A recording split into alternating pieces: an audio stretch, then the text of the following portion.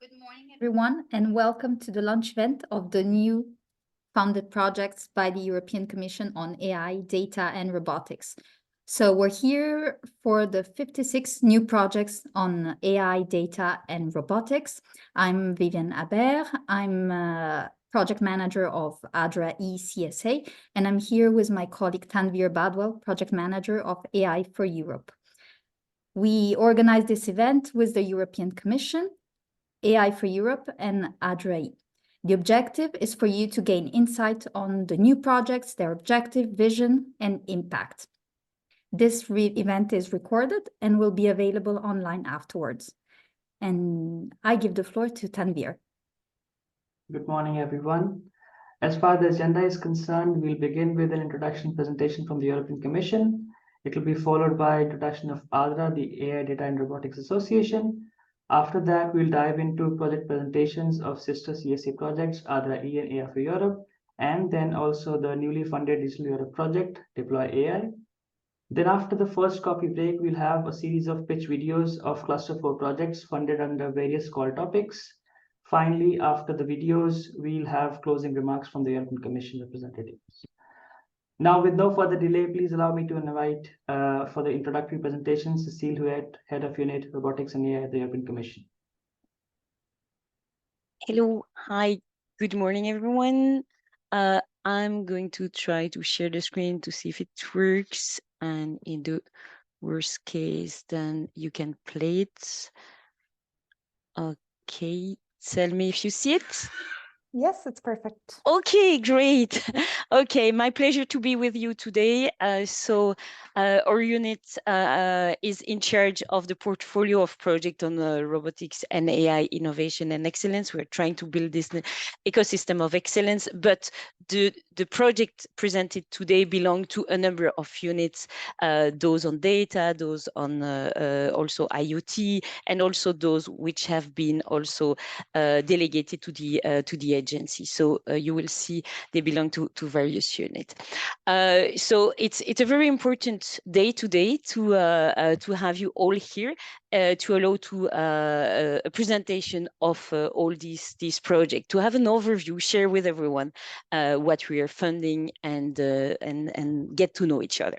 So first of all, congratulations to all of you. You succeeded to be selected. So this is a very selective program. So great to have you. So it's already a good sign, and we're there to help you and accompanying you in your success. So we're going to do our best to help you in this way. The goal of our unit is to create this ecosystem of excellence in AI. When we mean AI, we mean AI, data, and robotics. And our goal is to bring the technology from the lab to the market. In this little presentation, I'm going to situate a bit your projects, your initiative in the context of the whole ecosystem and all what we do in order to bring the technology from the lab to the market. So our first step in that is via Adra. So the Adra is our partnership together with the community. So we have established a partnership between the Commission and an association that represents the whole community. So we have a big commitment in terms of investment. And the goal of this partnership is to first create a big community, a thriving community in these domains in Europe. But also this is our channel to get input in order to put the priorities in our funding. So please, if you're not yet a member of this Adra association, it's open to anyone working in the field, of course.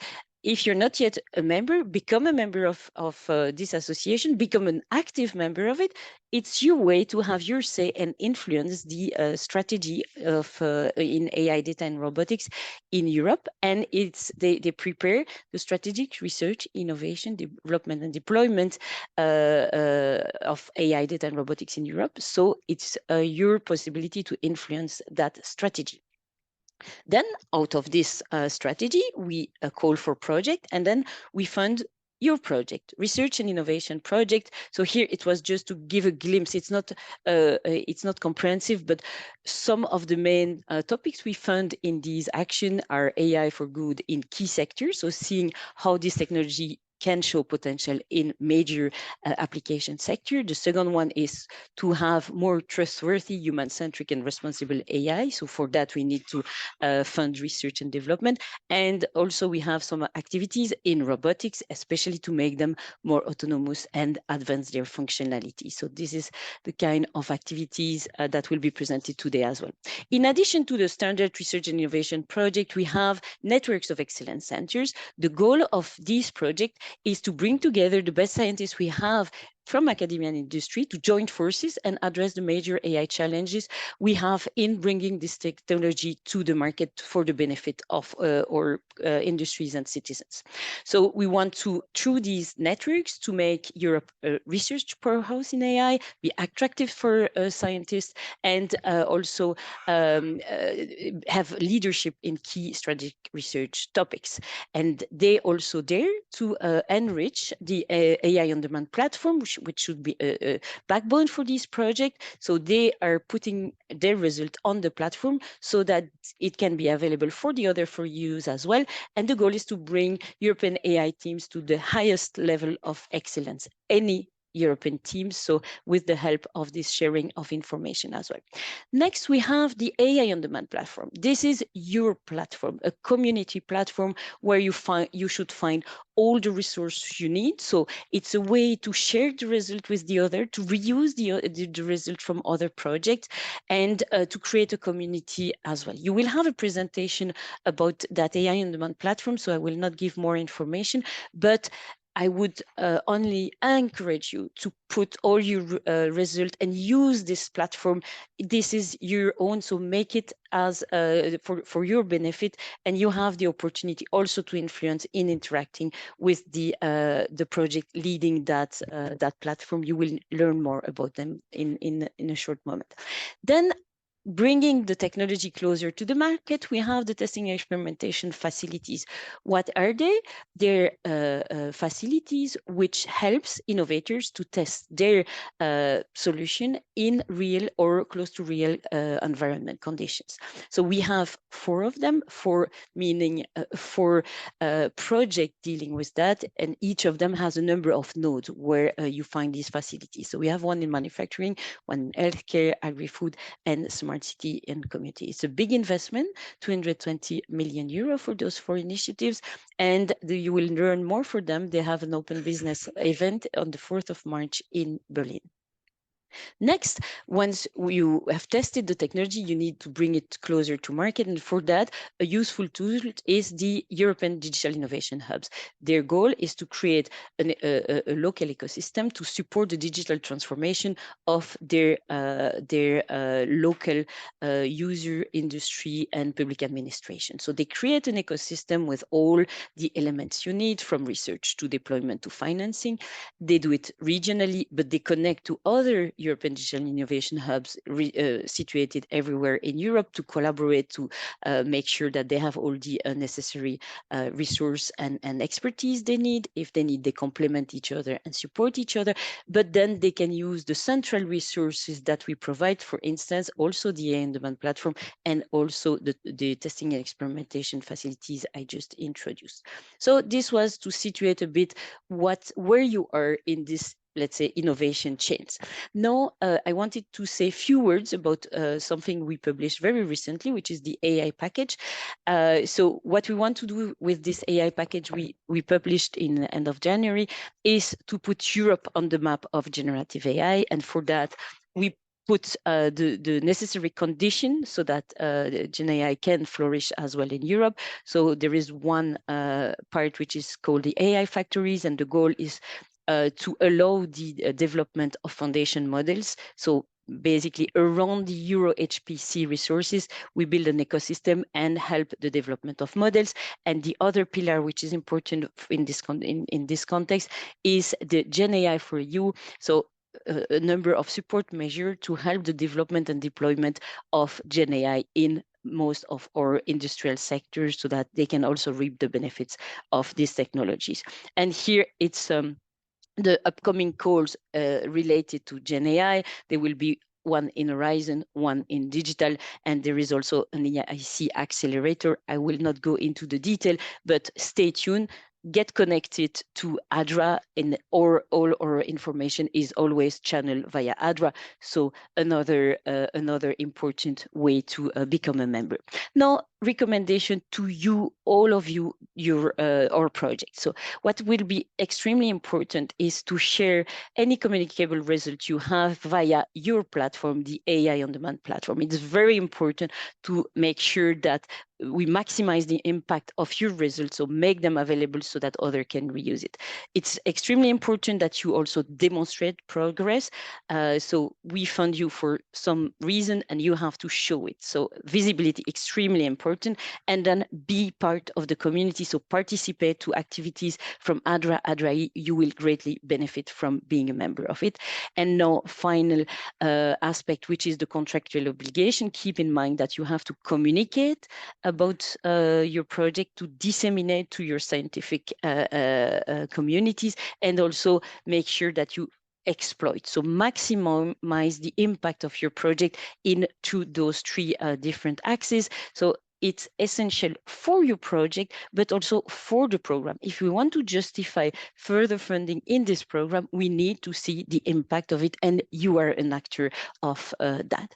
And now I wanted to mention Adra-e and AI4Europe. So these are two important coordination and support action. You will hear more about them, but my message to you is become part of this strong ecosystem of excellence. They are tools to make it happen, so be part of it, contribute to it.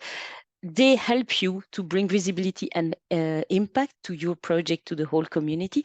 And the AI-on-Demand platform is your platform, so use it. It's at your disposal. So it's a free gift for you, so make good use of it. And now I'm wishing you a very good and successful project and looking forward to see your success. Thank you. Thank you very much, Cecile. We will now have a presentation on the Adra Association by Philippe Piatkiewicz, which is the Secretary General of Adra. Philippe, the floor is yours. Thanks very much, Viviane. Just bear with me.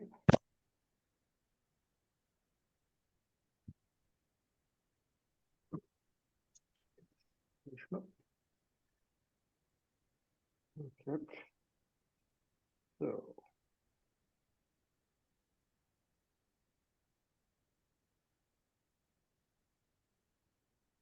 Fantastic. Okay.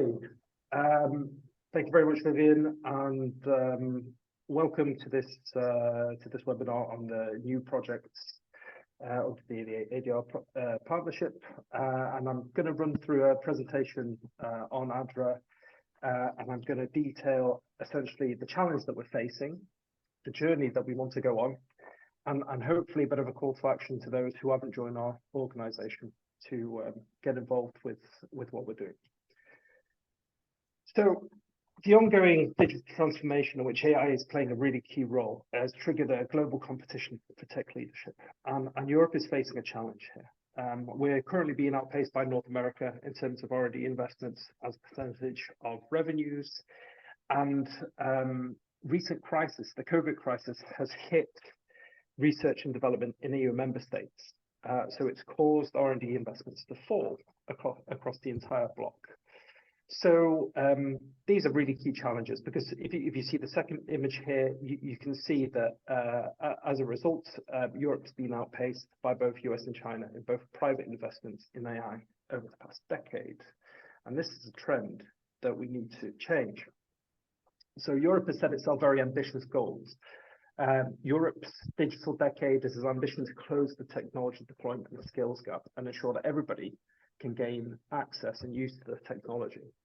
We need to really capitalize on this market opportunity for AI, data, and robotics, and that it's also developed and deployed in a way that enshrines core European values. But importantly, every small business, every European business needs to be able to adopt and use the technology to make better business decisions, interact with the customers, or improve parts of their operations. And why this is so essential is because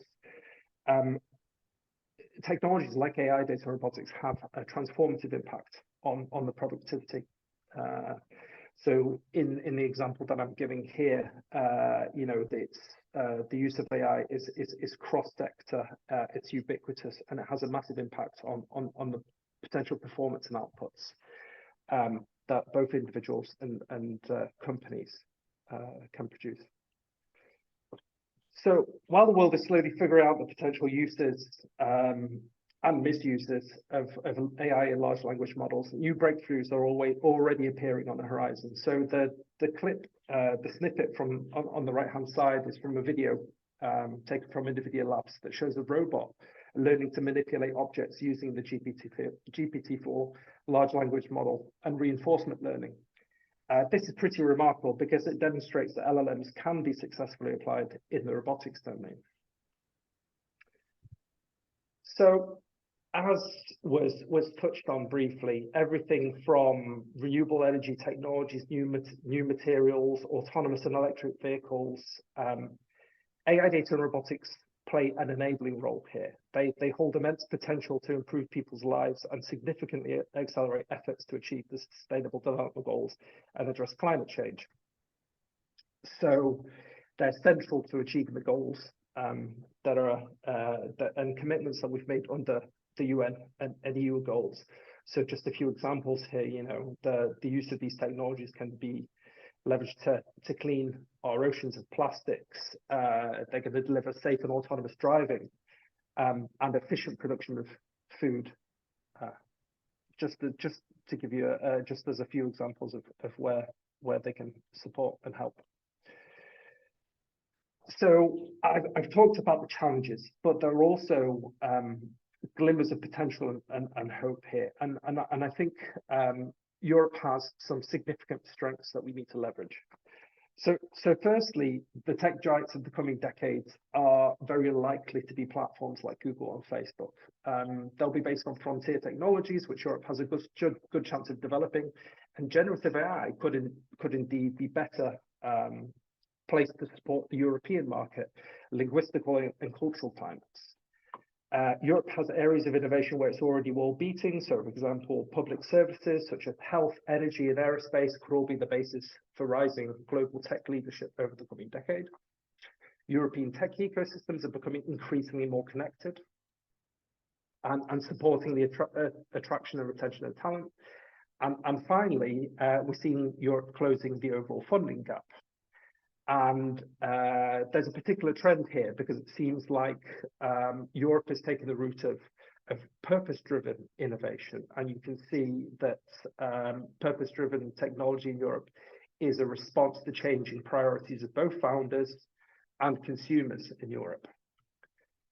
So Cecile's already spent a little bit of time on here, but you know, our belief is that in order to solve some of these challenges and leverage the potential, maximize the potential, we need to align public and private sector, and this could well be our superpower when it comes in the context of these global challenges. So Adra was founded to be the private side of the public-private partnership with the European Commission, and 5 associations supported that process, which were BDVA, Eurobotics, and 3 AI associations, Claire, Ellis, and Your AI. Cecile's already mentioned here that, you know, the intention here is to invest 1.3 billion euros from the public sector to leverage at least 1.3 billion from the private in response to the context that I've already set out. In terms of our overall objectives, we have 3 specific kind of KPIs. The first one being that we secure European sovereignty in AI data robotics.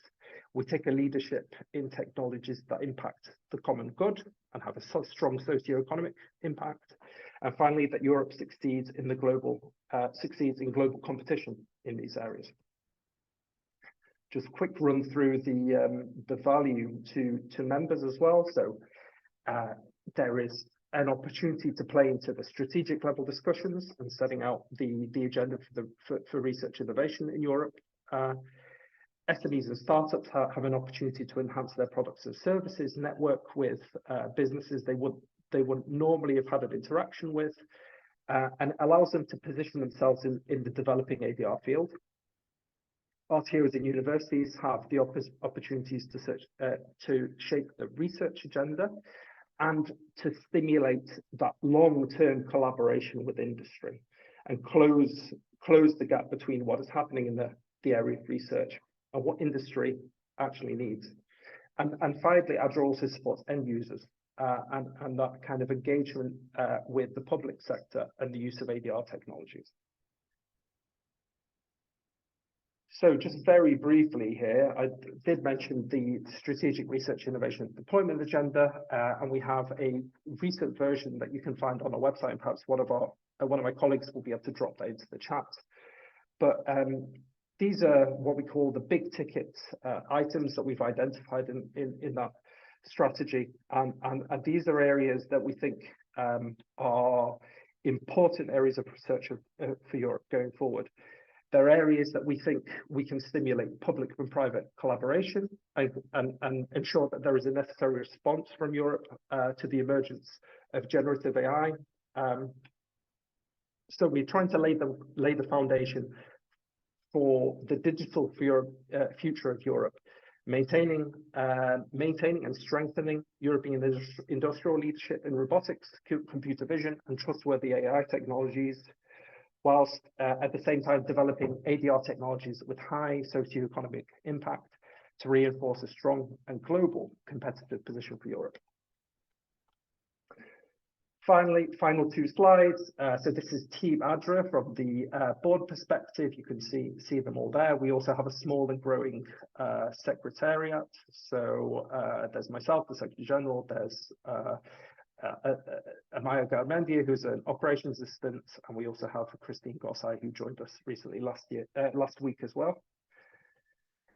And this is a snapshot of our current members. But I mean, I would really invite you all to get in touch and speak to me about membership and see how you can get involved in some of our activities. But thank you very much. Thank you very much, Philippe. Next up on the list, we have Joost Geurts, Deputy Director for European Partnerships at Inria, to present us about the Adra-e project. Joost, the floor is yours. Yeah, great.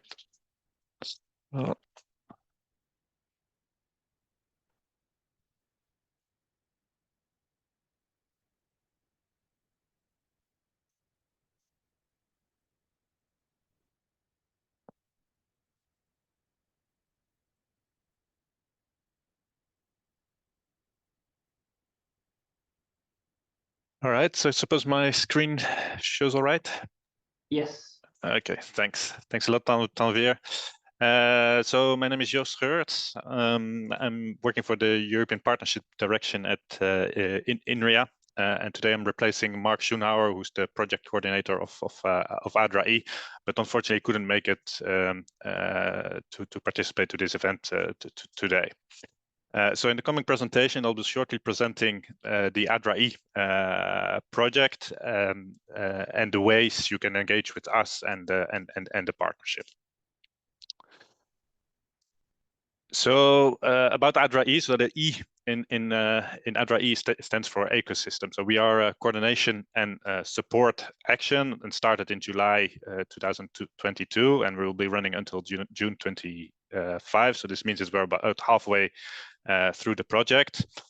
So the project was set up in close collaboration with Adra, and in that sense, I mean, we kind of share the objectives that set the partnership. So these were already mentioned by Philip.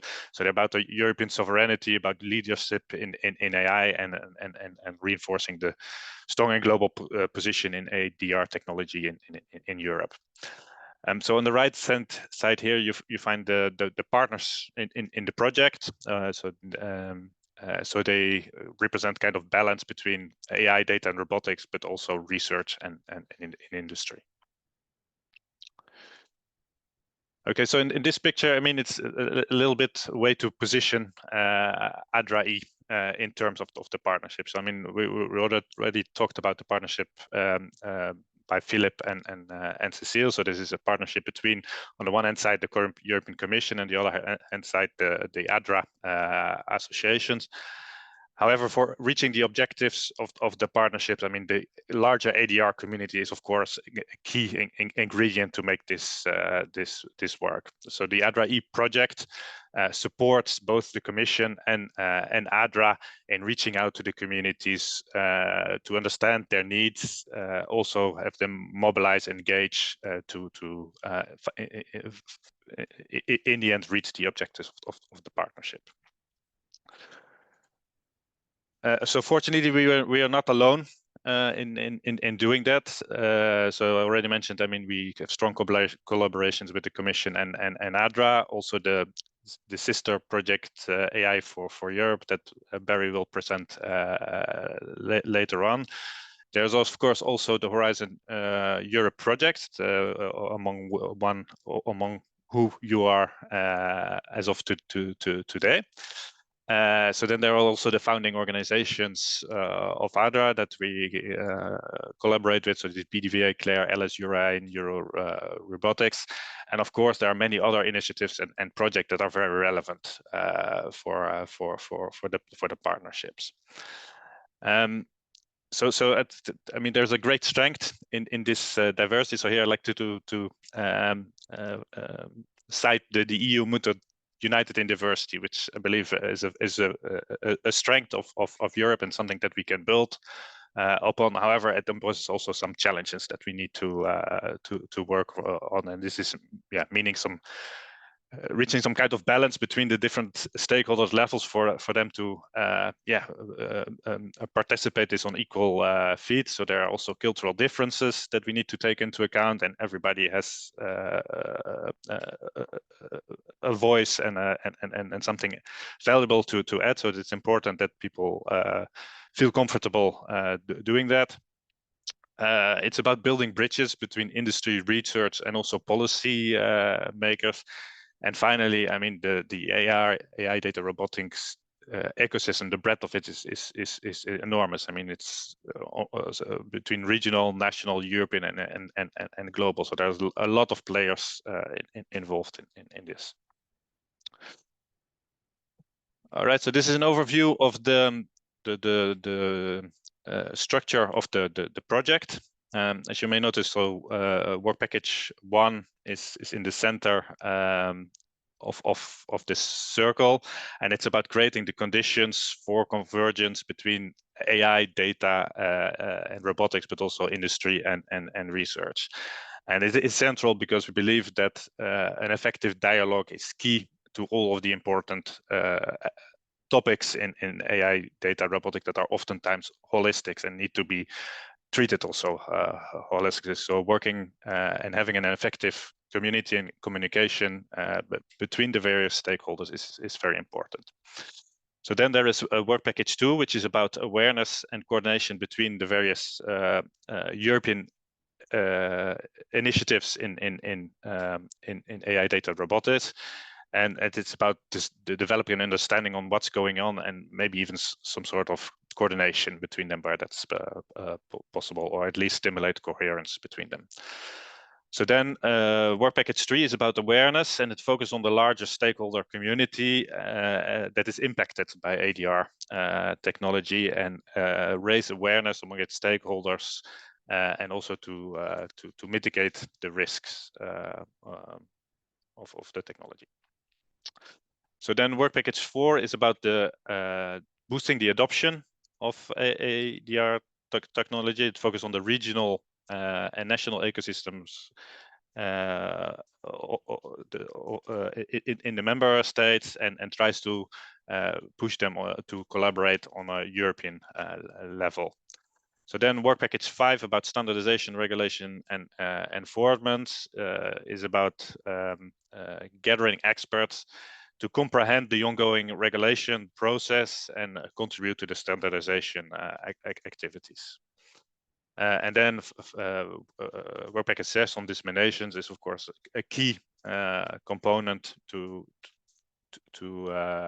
all of these activities. So it's kind of a transversal work package, and the same for the management, which keeps the focus of the project and makes that we are organized in a sensible way. All right, so the instruments in the project are essentially twofold. So we have events that have a different type of characterization. So the ADR forum is more a community event. So then the project exhibition is exposing results. I'll come back on that later a little bit. So the awareness day, which is reaching out to the larger community impacted by the technology, and in a similar way, a bit the Convergence Summit, which puts ADR in a larger perspective and see how this can contribute to the bigger challenges we are facing. And this is all a bit tied together with a number of workshops where people get together and advance certain topics.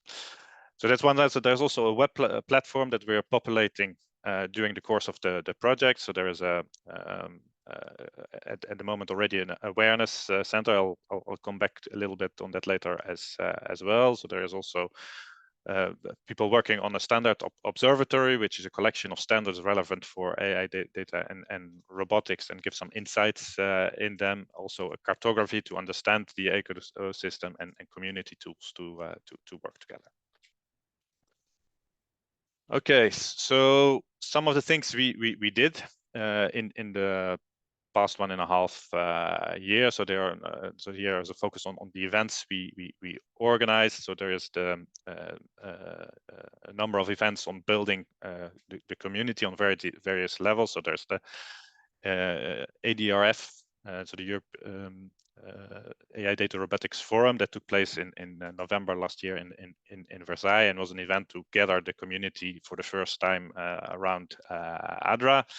And I think it was a very successful event, and this is something that we'll keep on doing also next year. So other events are about regional ecosystems that happens in the region, and they kind of showcase how regions work with ADR and how they engage their community, also for other regions to maybe take inspiration or get a dialogue going with them. And also, I mean, events like this today. So this is the second launch event, welcoming all the new projects.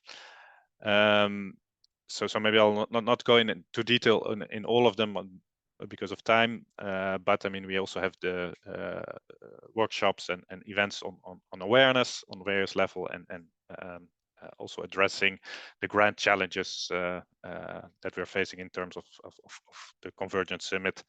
So this was about CO2 reduction.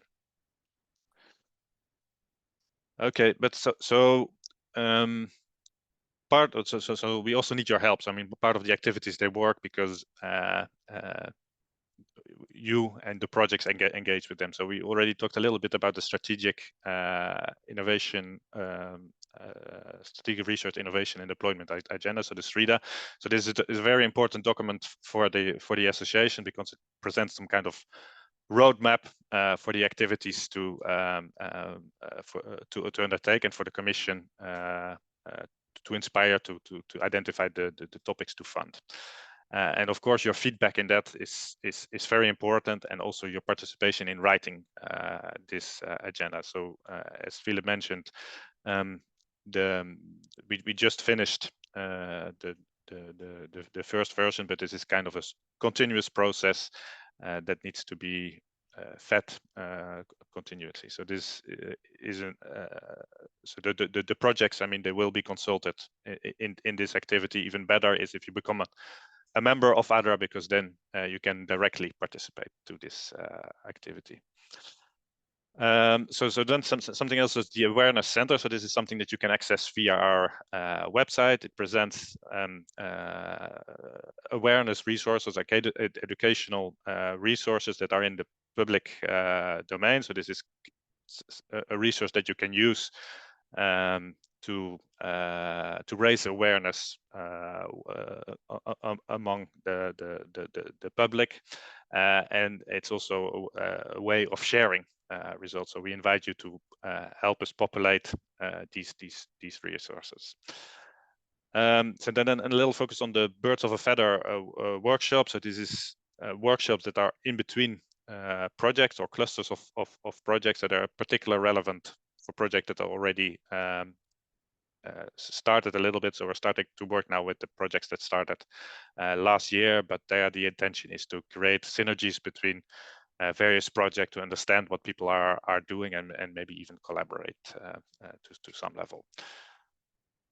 So soon to come is also so this is also on the Adra-e website, a cartography which lays out the ADR ecosystem. Okay, so some of the things that we can do for you to help out reaching the ADR community and increase the impact of your activities. So as Adra-e and close collaboration with Adra, so we are issuing newsletters. We're also very active on social media, and of course our website. So if there is anything in your project that you think is worthwhile sharing, so this can be results, but it can also be a survey where you need feedback, things like that. This is something that we can help you with. So on our website, you find a form that you can fill out, and we will monitoring this closely, and these items that are coming through there will be picked up in the newsletter, social media, and website. Of course, we'll also be synchronizing this with you. Another part is the so we have an opportunity to showcase and exhibit your results. So most of the times these are physical events, but not exclusively. So there are also sometimes virtual opportunities to showcase. Also there, I mean, if this is something that is of interest to you, if you have something to show, this, let us know, and then when the opportunity arises, we'll be able to contact you.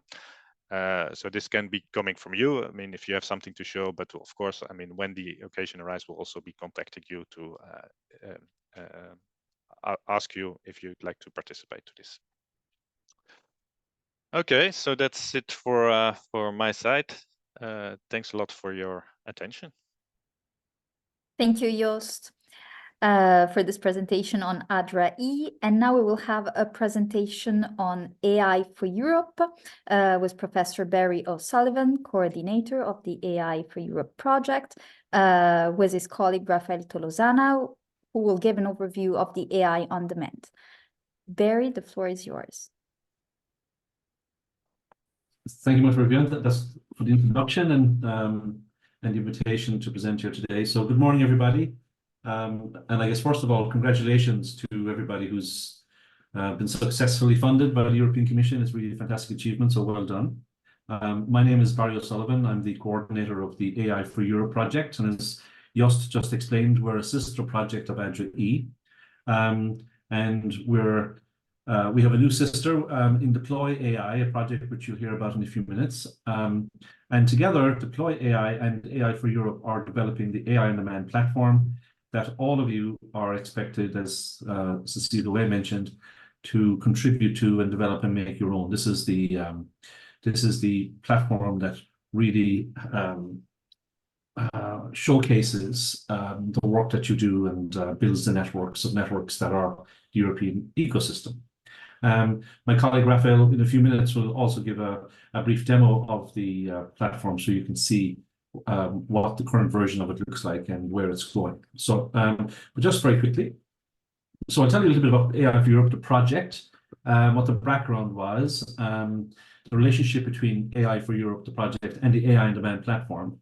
And of course, the AI on Demand platform is the community resource that's been developed.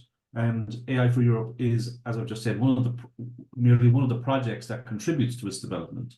I'll give you a sense of how the AI4Europe project is structured so you get a sense of what we're doing and where we're going and I'll also talk a little bit about the consortium and the stakeholders as we see them. So the main objective of the project is to develop a sustainable digital platform and experimentation environment that allows you to share, develop, showcase, promote your AI activities. So disseminate the work of your projects. It's a place where you can host a website for your projects if you wish to. And basically, so seamlessly integrates the community through a one-stop shop, and that is the AI on Demand platform.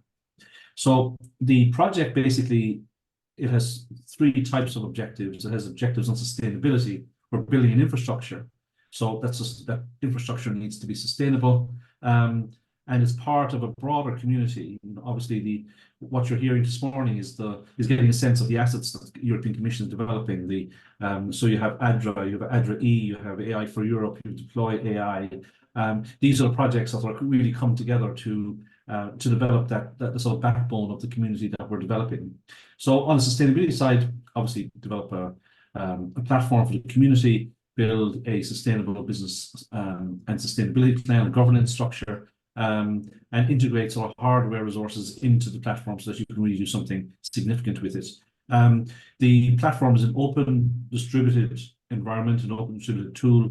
We want to make sure it's accessible and usable, and that it promotes the values of trustworthy AI, AI made in Europe, which is a theme across all of the projects. And obviously, on the collaboration side, we want to help the European research community, including the industrial research community, take up AI. We want to support the training and mobility of researchers and developers, and of course, sustain the cooperations that are being developed that we've just talked about. The journey for the AI on Demand platform started around 2018 when a project coordinated by Thales in France called AI4EU developed the very first versions of the platform and started to put the foundations in place for what we have today. In 2022, the AI4Europe project began in the middle of 2022, and it will run until 2025. Just before Christmas, we released a new version of the platform, and Rafael will talk a little bit about that. And obviously, here you are in 2024, starting new projects. And of course, the Commission's strategy is to really promote and develop Europe as a powerhouse of AI by 2030. Obviously, the European AI community, as we interpret it broadly, is complex. So not only do we have the associations like EURAI, Claire, and Ellis, we have Adra-e, we have a variety of funding programs from the European Commission that have created, at this point, over probably 100 projects that are contributing to the platform. And so we welcome you to that community and hope to support you in the work that you're doing. So what is the platform? Well, it's an AI-powered platform, and it's for sharing knowledge, accessing existing research, and it provides an environment where you can develop and you can create your own services. So it's primarily the platform is a community-driven platform on one side, and it's a service delivery mechanism on the other. So there's an API, for example, where you can develop your own applications and your own services. You can using that programming interface, you can essentially develop whatever you wish and deploy it on the AI on Demand platform. You can host your project websites, and essentially the platform also aggregates AI resources, data, machine learning models, models of other kinds, various kinds of media from a variety of different sources. And there are literally hundreds of thousands of resources on the platform at the moment that you can go and use. It's a distributed structure, so you can create your own nodes, you can extend the platform, and of course the platform syncs across those nodes. And so there's a very robust architecture to that. Maybe Rafael may choose to detail that if anybody is interested in understanding the detail. And so you can find the platform at AIOD for AIonDemand.eu, and we'll see that in a few minutes. So it's a community-driven channel. It's yours, it's your platform, and we hope that you'll make it your own. Just in terms of the structure of the project, there's essentially two types of work package in the platform. On the development side, there's the architecture, So there's the technical work packages looking at work packages 3, 4, and 5. And then there are the community work packages, work packages 6 and 7. So 6 and 7 are looking at the academic research community. 7 is looking at the applied innovation community, startups, and so on. And of course, there's a underpinning these work packages is an effort around platform governance and organization sustainability, and of course the ubiquitous management and coordination. So the AI4Europe project is quite large. It's over 9 million euros, 24 partners across 15 countries. And you see some of those, you see those partners here. So from right across Europe. So it's really an inclusive environment. And we really, so in terms of when we talk about stakeholders in the AI community, we're not just talking about the academic researcher, we're also talking about the industrial researcher. And of course, the language between them is different. So on the academic side, we might identify as people who are into reasoning, machine learning, language perception, whereas people over on the industrial side will see themselves as focusing on a market, so maybe manufacturing, sustainable energy. The personas are slightly different, so like those PhD students and researchers and professors on the academic side, and on the industrial side, there are the managers and the communications people and the developers. And we want to bring all of those together. So this slide isn't intended to make them look like they're all going in different directions, but rather it's a sort of an attempt to draw the thing in 4 dimensions. And of course, we build very strongly on the legacy of the AI4EU project, coordinated by Thales, and all of the infrastructure that Cecile mentioned in her presentation. We're very much participating and supporting those. So with that, I'll hand over to my colleague Rafael, who will give you a quick sense of the platform by giving you a little run through and a little view of where matters stand at the moment. Thank you very much. Thank you, Barry. Thanks, Rafael. Thank you. Let me share my screen. Thank you. I think you can see it right now, right? Yes. Okay, so this is the landing page of the AI on Demand platform, and I'm going to go through a demo about showing the main application services and components that we have developed for the first release, with special emphasis on integration. So the key question is here how we design the integration. So the word here is sharing, that Barry also mentioned in his presentation. It's all about sharing. So in this landing web page, you can see the description of the main objectives of the project and what it is about. And then on the service side, you can see the virtual lab. So in the virtual lab, the first key here, the first component that appears is My Library, which is the key enabler component for the sharing of elements. So what do we mean by sharing? We mean sharing any AI assets, including data sets, experiments, news, events, and experiments, anything that is that we consider can be useful for AI and AI research. So the catalog, it's showing right now, or it's harvesting right now, many different heterogeneous sources, and they're being integrated. So currently, for instance, we have here 188,000 data sets harvested from OpenML, Hugging Face, or Zenodo. So we can also have here search, fast search, textual interface, so we can find, for instance, all the data sets that are related to ants.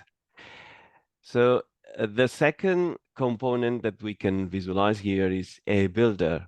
So a builder is an experimentation tool, formerly for experiments, that lets people conduct their AI experiments in a graphical way. So you can just drag and drop, and you can also, sorry, I think I'm logged out. So the idea is that you can connect the components and then you can run them. That's what happens when you have real-time demo. Sorry about that. We also have research bundles that we are going to integrate in the catalog that are coming from the For You platform. And we will soon have reproducibility guidelines and procedures for AI. And we have Rafael. Rafael is similar to a builder. The idea of Rafael is that you can share your experiments. They will be also integrated in the catalog. So another important thing is the credentials, how you log in into the system, so how you sign on. So the idea is that you can use your own credentials from your institutions and for instance, in my case, from my university. So I can click here, and then I'm logged in already, and I can here run through the experiment tab, and I can create a new experiment. I can write a name, the description, and then choose the related publication on this, and then I can select the template and eventually can run the experiment. Then we also have the integration here tab. So the question is how can different projects integrate their assets? So we've designed that in 4 different aspects. So projects can come to us and say, okay, I want to share my outputs in terms of data sets or experiments or AI models. So we have already some successful experiences of that. So for instance, project AIDA, the project Stairway, then project OneSaps already share some of their assets, and they can be already discovered. So the other option that we provide is to integrate the applications and services. So within the AIonDemand. So that's the case with we haven't explored it yet, and nobody has shown interest on this option, but we're open to host and have any service and application from other services, from other projects, sorry. And the third option for sharing and integration is that so there is a community, for instance, that comes here and say, okay, we want to share assets, we want to share services, but we don't want to lose our identity. In that case, we contemplate that option as well. And lastly, we also contemplate the option that the research institution or individuals can share their hardware. So the hardware will be integrated seamlessly within the platform, and then we will be able to run experiments on them. And in order to do all these things, we are working on providing software development kits, and the key option, or the key aspect here is the interface. So what you've been watching before is the graphical interface, the websites for humans, but then this is the interface for machines. So for instance, if we go here, this is all the assets that we can offer right now. So if we go here in the interface, and we can try the count of data sets that we have. So you will see. So we have what I showed you just before, 180,000 data sets coming from different sources. And I think that's all on my part. Well, you can also, some people with writing permissions and update permissions can update this from the interface and so on. I think that's all. Great, thanks, Rafael. And there might be a question or two in the Q&A, I'm not sure. I noticed that in the chat that some people there's someone who said that they can't reach it. It might be, so the URL is AIOD.EU, and I see that lots of people are able to reach it. It might just be a local configuration issue at your university or your institution. So maybe put www. in front of it, and that should certainly sort it out. I'd like to hand you over now to my colleague, Ruurik Holm, who's going to present to you the Deploy AI project, which is a sister project to AI4Europe. AI4Europe is funded on the Horizon Europe program, and Deploy AI is the AI-on-demand CSA that's funded on the Digital Europe side. But I won't steal Ruurik's thunder. He's going to tell you all about Deploy AI and what that does in its relationship to the ecosystem as you currently see it. Thanks, Ruurik. Thank you very much, Barry. I'm trying to share my screen as well. Wait a second, I find the right screen, and then also trying to. It looks good. Show you is it showing greatly to you? Perfect. Yeah, great. Thank you very much. So my name is Ruurik Holm. I'm from Aalto University, Finland. and Aalto University is participating both in Deploy AI and also in AI4Europe. So, and myself also be participating in the work of AI4Europe as well as Deploy AI. So I have a view on both of the projects. These are two parallel projects, but Deploy AI has been started, is kicking off right now in the coming week in Berlin. So it's a really new project, as we're speaking about new projects mainly here in this event, and it's going to go on until the end of 2027. So it's carrying forward the work done in AI4EU and also AI4Europe onwards until 2027. So this is a little bit longer project, and this presentation is done together by me and Joachim Koehler. Joachim is the coordinator of Deploy AI, and Aalto University is in business lead of the business stream of that project. So I've been mainly been involved in the business part of the Deploy AI project. So in this presentation, I'm going to talk mostly about the vision and the scope of the project. So we'll get a grip of what the project is about.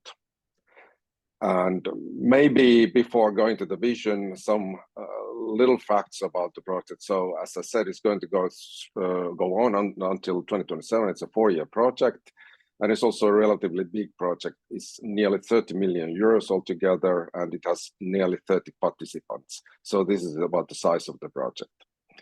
So what is this about?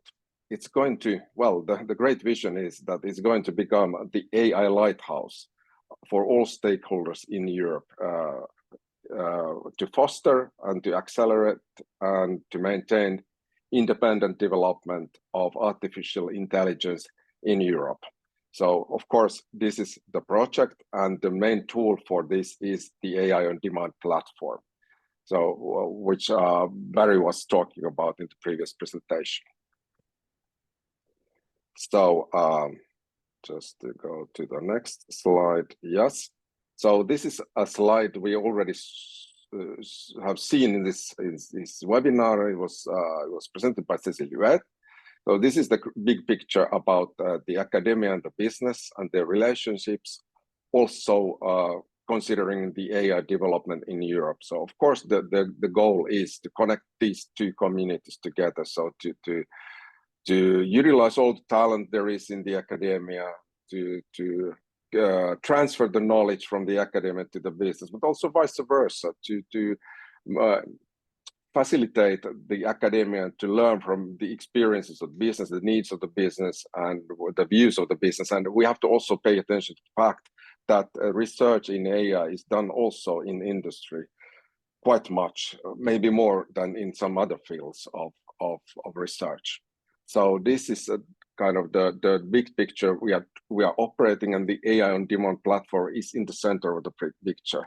So one of the biggest goals of the platform is to try and connect these two big communities together. And it is of course done in practice through various different kinds of means and methods and resources and services on the platform. And I'm going to little bit shed light on what's happening in the project toward these goals. So, first there's a little about the history. As Barry said, this originates back to AI4EU project, which gave rise to AI4Europe and also the ICT49 projects. But then again, there was an intermediate effort preparing toward the Deploy AI project. It was called the Prepay project, which was running only for 1 year. And after that project, this DEP project, Deploy AI, there was a competition, and it was initialized after that. And what happens after the Deploy AI project is on the right-hand side of the picture. So what is actually the goal in the end? Of course, the goal is to continue the development of the AI-on-demand platform, but also considering the institutional goals, the goal is to establish an entity, a legal entity, that will operate the platform in the future. So it won't be an asset operated through projects any longer in the future, but there will be a separate legal entity to take over all the responsibilities and operations and development of the platform. And this is called the new Koehler AI. Now it is the working name, of course, of this new entity. Right. So what about the geographical distribution of the partners? They're coming from 13 countries, 28 partners from north to south of Europe, representing different cultures, languages, business environments, and so forth. And here is a little bit more about the internal structure of the project. We have 11 work packages, so it is that also indicates the extension of the project, that it cannot fit in a very small number of work packages. What we are working on different fields. We are working, as we see here, the orange, or how do you call this color, maybe some sort of a yellow, or is about technology, these work packages. And here we see the green, light green color is more about the business. So we have these two big streams in the project, the business stream and technology stream, and the blue ones, the blue work packages are kind of interoperating work packages crossing the borderlines of technology and business. Right. So then this is a little bit more about say the stages of the project, I would say, and the operations of the project. So if you look at this picture, what is here in the center of the picture, of course, you see all these balloons all over. They are the work packages that are working in different fields of their project. But what is here is the more or less in the centerpiece of the picture are the tasks that are being conducted in the project and will be conducted in the project. So what has to be done in the project? So there are things that needs to be done in technology. There are things that needs to be done in business, and there are some applications, big things that are going to be touched and developed in connection with the AID platform in the project. For example, LLM services and LLM components and things like this. So this green part is more or less the project part, and then what is actually not really so central in the project are the things that are on the right-hand side. But they are in a way central, but not part of the project. So we have a stakeholder observatory, which is a connecting part, or connecting interface to the wider community. And then in the center of the right-hand side box, you can see the founded entity and the business development, the founded entity, which is quite essential in this project. So this is something we had to end up in. So we have a founded entity that is running a business. And then in the bottom part of the right-hand side of the picture, you see some of the resources like HPC, TAFs, and data space, and so forth, that are going to be connected to the platform in this project through the Deploy AI project. So this is this is something that shows you what we are doing in this project. Yes, and here are some of the main contacts. Joachim is the coordinator of the project, and here are the work package leader contact addresses and work package leader names. So we are in Aalto University, we are working in work package number 7, which is continuous sustainability. That means industry connections and industry collaboration and funding, and also the planning of the legal entity for the new Koehler AI. And Ilkka Lakaniemi, my colleague, is leading this work package. And here are also the other contacts of the work packages you may find useful. So thank you very much. So this was done together by me and Joachim. Here is Joachim's contact address, his telephone number, and his email address is from the Fraunhofer Institute in Germany. St. Augustine, and feel free to contact him as well as me, as well as Ilkka and the other work package leaders of the project to obtain further information about the project. Thank you very much. Great, thanks, Ruurik. And that's it for the AIonDemand platform. Back to you, Viviane. Thank you. Thank you, Barry. Thank you, Ruurik. So this concludes the first part of our lunch event. Again, thank you to all our panelists. We will now have a short break of 10 minutes.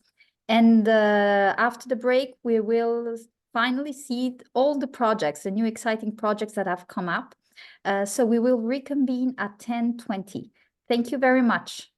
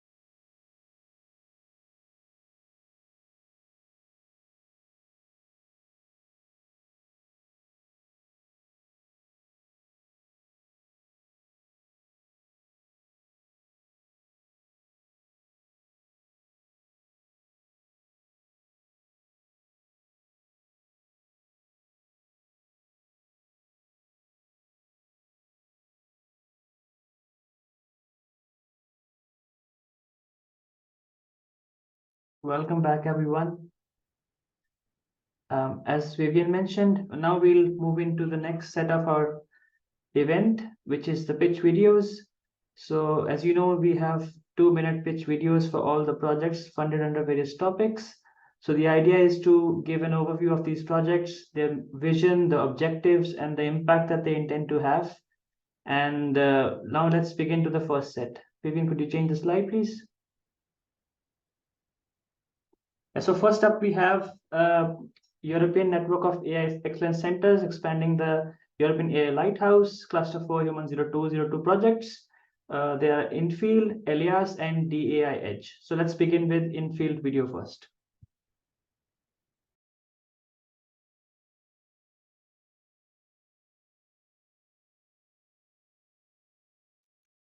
Hello, my name is Pankaj Pandey and I'm the project manager for Project Enfield. Enfield stands for European Lighthouse to manifest trustworthy and green AI. Enfield is a project which received funding from the European Commission under its Horizon program. And the project started on the 1st of September 2023 and is expected to last until run until the 31st of August 2026. The total budget for this project is around 11.5 million euros, and the project received approximately 11.2 million euros from the European Commission as grant. We have total 30 partners participating in this project from 18 countries across Europe, and it's a mix of industry, SME plus academic and research institutions. We have approximately 20 partners from academia and research and about 10 partners from industry and SME. On this slide, you can see the logo of all our partners, including the one associated partner from the United Kingdom, that is the University of Nottingham.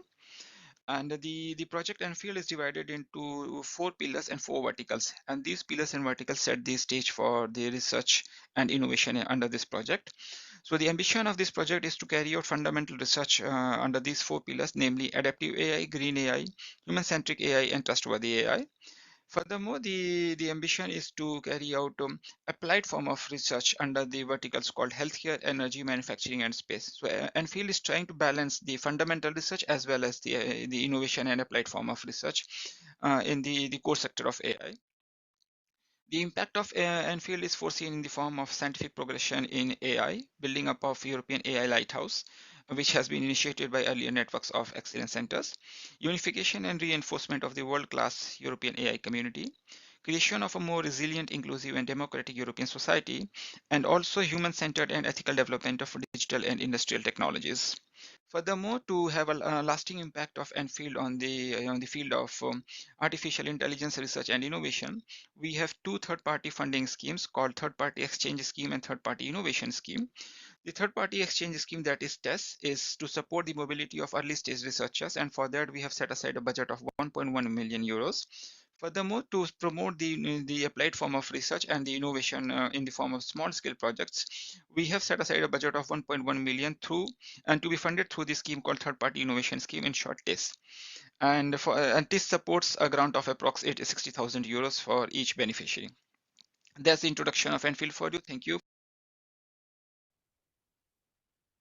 Hello, I'm Nico Seba from the University of Trento. I'm here to represent AIAIS, which stands for the European Lighthouse of AI for Sustainability. So the idea of this project came from a real need. It is very popular to talk about sustainability, and we were considering that the use of AI is quite important for this.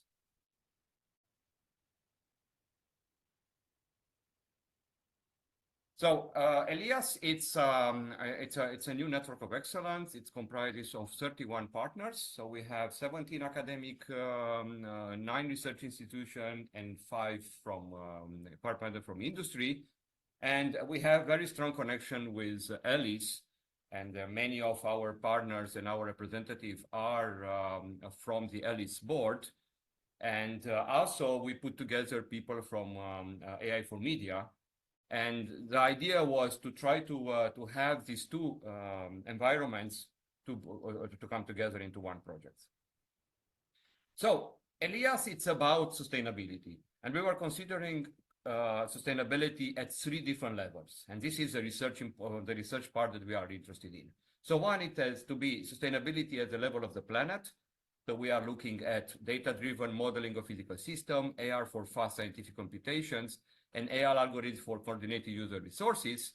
Then we move at the sustainable society. So we look at AI for design problem. We look at sustainable prosperity, energy efficient AI models. And finally, we move towards trustworthy AI for individuals. So here we look at fairness, privacy preserving machine learning, personalization, and diversification. And on top of that, we are also considering things like reinforcing the AU AI community by supporting young PhD students, fostering the next generation of AI talents by having support for AI research in startup and industry. We are also considering different use cases, and these are related to the sphere that I considered before. So we look into building optimization, migrant perception EU, responsible user-centric advertisement, virtual infrastructure monitoring, material discovering, vegetation state forecasting. Hello everyone, my name is Alain Pagani. I'm from DFKI, the German Research Center for Artificial Intelligence, and I am the coordinator of the project DI-Edge. DI-Edge is a network of excellence for distributed, trustworthy, efficient and scalable AI at the edge. We are a consortium of 36 partners. Among them, we have 14 research institutes, 10 universities, 9 industrial partners, and 3 associations. And we come from 15 different countries. The overall project budget is 14.4 million euro. DI-Edge is a network of excellence, and we have set a number of objectives for the 3 years project. The first one is the scientific progress on edge AI. So we want to do foundational research, but also research on new paradigms and new approaches. The second objective is to unite the edge AI community, to have different researchers working together and have a multidisciplinary networking activity. Third objective is that we want to create a strategic research agenda for Europe for edge AI.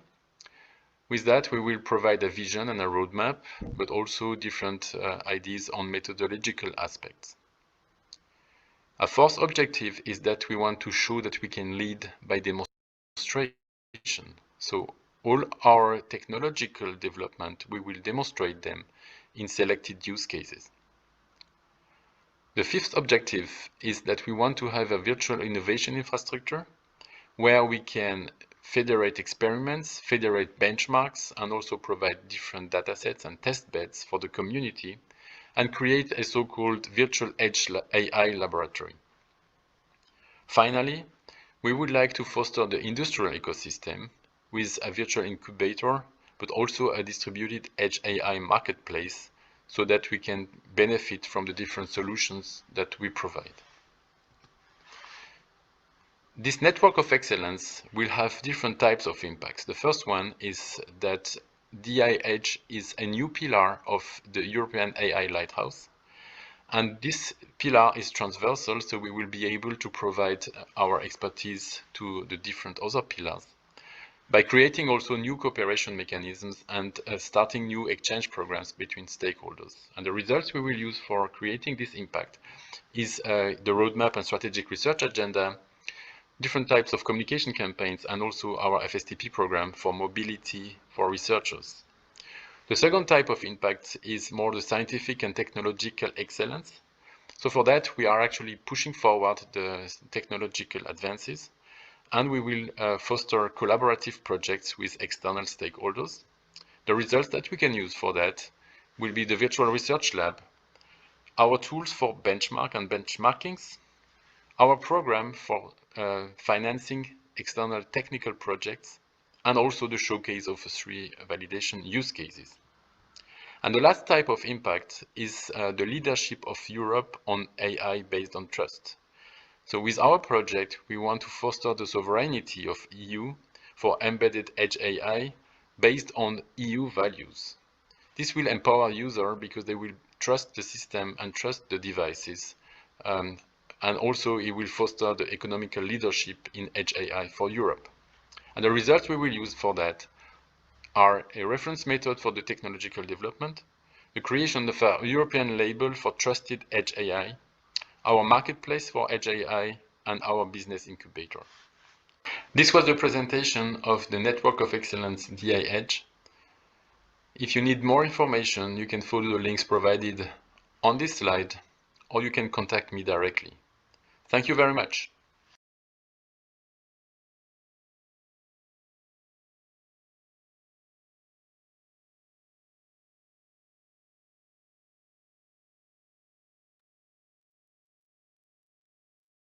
All right, so moving on to the next project. So now we have open innovation addressing grand challenges in AI with the CSA AI Boost.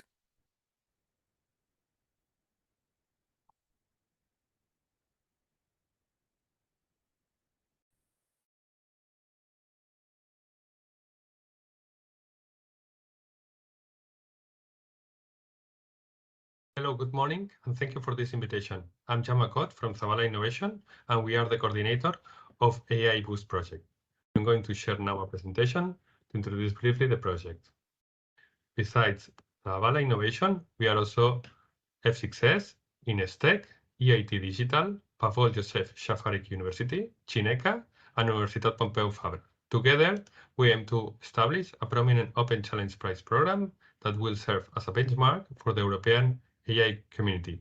To reach this goal, we want to create highly replicable and attractive AI open innovation competition. We already launched the large AI Grand Challenge in collaboration with EuroHPC, and we aim to define new 6 AI Grand Challenge together with the AI community. We want that this challenge lead to breakthrough technologies and solutions with substantial scientific progress. And of course, we want to attract also outstanding talent and the best teams to tackle AI Grand Challenge, teams from academia and industry. We also aim to engage private and public sponsors capable of providing funding attractive rewards for expertise. We are going to focus on these major AI areas. And what is most important is that we want to define this AI Grand Challenge together with the AI community. We want to collaborate with other funded projects and experts, enabling the collaboration of researchers, innovators, industry leaders, and end users, among others. We want to ensure proper communication and knowledge exchange, and we want to cover all the industry and market needs. Some of the final goals is to reach 20 breakthrough technologies in these major strategic AI areas. We want also to mobilize more than 2,000 participants. We have already 2 million available for prizes, but we want to mobilize more monetary and non-monetary rewards. And we are going to focus on key socioeconomic sectors like health, mobility, renewable energy, industry, internet, and media. Please join us today to collaborate and help AI community move forward together. Thank you very much.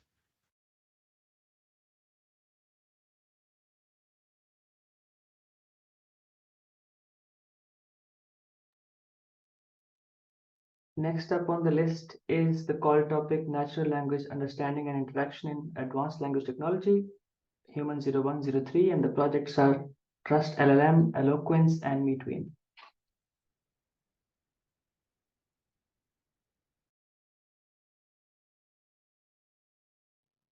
Hello, my name is Piatkiewicz. I'm a professor of computer science at Linköping University in Sweden and also the coordinator of Trust LLM, which is an EU project on democratizing trustworthy and efficient large language model technology for Europe. So the ambition and objectives of Trust LLM is to develop trustworthy and sustainable large language model, initially targeting the Germanic languages.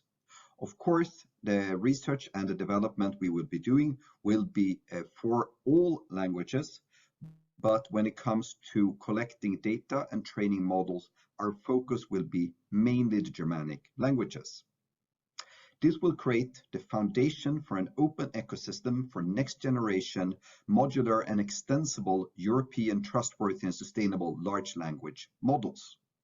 Trust LLM will tackle the full range of challenges of large language model development, from ensuring a sufficient quality and quantity of multilingual training data to sustainable efficiency and effectiveness of model training, to enhancements and refinements for factual correctness, transparency, and trustworthiness, to a suite of holistic evaluation benchmarks validating the multidimensional objectives. The expected impact of Trust LLM is broad and important. The first impact that we expect is the development of natural language understanding and interaction in advanced language technologies based on context-aware language models, able to further integrate long-term general knowledge and derive meaning to develop automated reasoning and enhanced interaction skills. The second impact is on effective multilingual and bias-controlled language models, capable of learning from small language corpora, efficient in computing, and respectful of European values. The third impact is on AI systems and solutions based on novel multilingual pre-trained language models that have assimilated cross languages and cross-cultural knowledge through textual and speech input. And finally, we expect a higher uptake of innovative language technology solutions by European companies, providing extensive language coverage of AI-enabled applications and services in Europe. Because in the end, we want to support the European vision of trustworthy, human-centered AI. Thank you.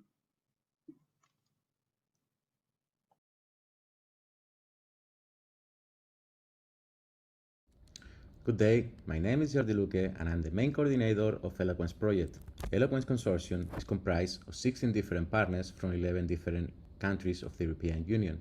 Telefónica Innovación Digital is the main coordinator. 6 different small and medium enterprises, 5 academic institutions, and 6 research and technology organizations.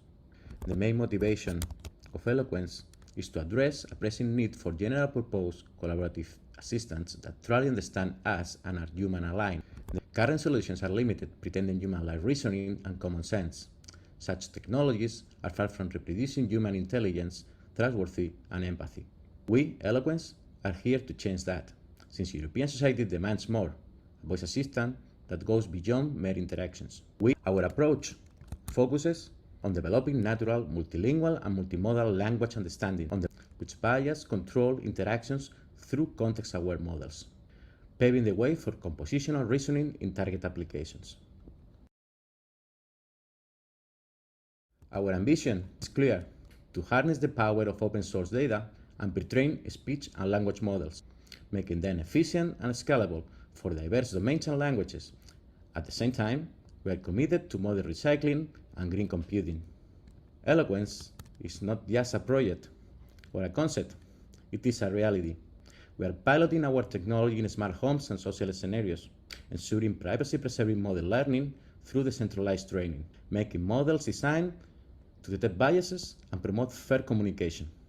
In safety-critical contact center scenarios, our retrieval-augmented models act as a virtual agents, understanding user goals, complementing and helping representatives by making API calls and responding with empathy. The impact of Eloquence is profound. By offering pre-trained models, assimilating cross-cultural knowledge, and respecting European values, we aim to increase inclusiveness. Our human-centered approach aligns with European social and ethical values, fostering sustainability and creating high-quality jobs by empowering workers. In conclusion, Eloquence is not just a voice assistant, it is a catalyst for positive change. Thank you.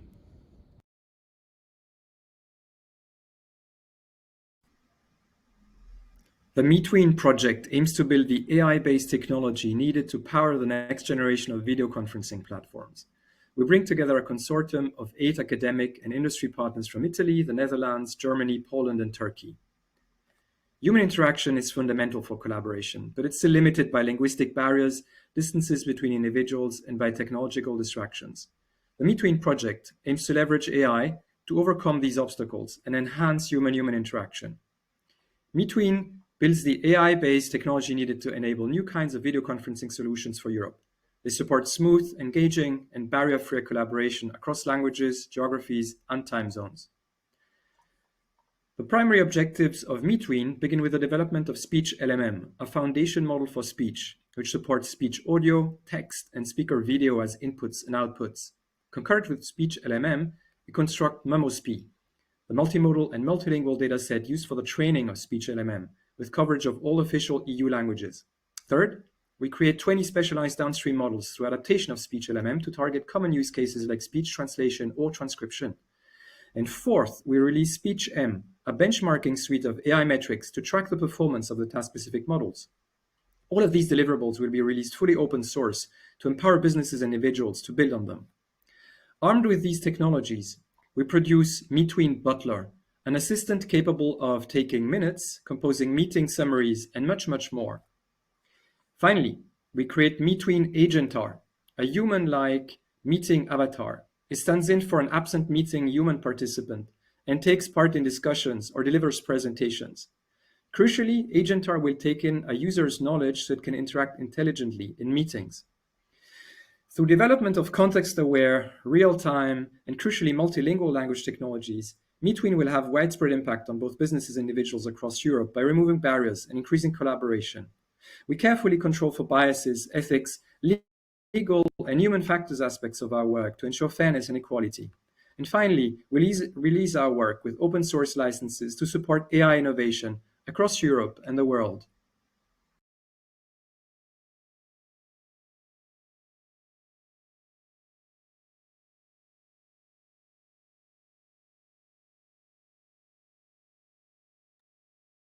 Okay, so we will now hear the efficient, trustworthy AI making the best of data with 4 projects: Rido, Manolo, Extra Brain, and AI Adapt.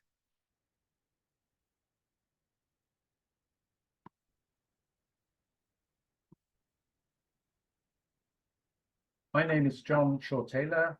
I'm representing the International Research Center on Artificial Intelligence under the auspices of UNESCO, based at the Institute Josef Stefan in Slovenia. And I am the Rido coordinator. Rido stands for Reliable Artificial Intelligence and Data Optimization. It's a project that was initiated on the 1st of January this year and will be running for 3 years. The aims of Rido are to provide a holistic framework for trustworthy and green artificial intelligence, integrating automated data curation, digital twins, and diffusion models for quality training data. It also emphasizes energy-efficient models, transparency, explainability, and soundness via explainable artificial intelligence, blockchain, and reinforcement learning, supporting adaptive HITL interactions with novel visualizations and dynamic interfaces across 4 of the main pillars.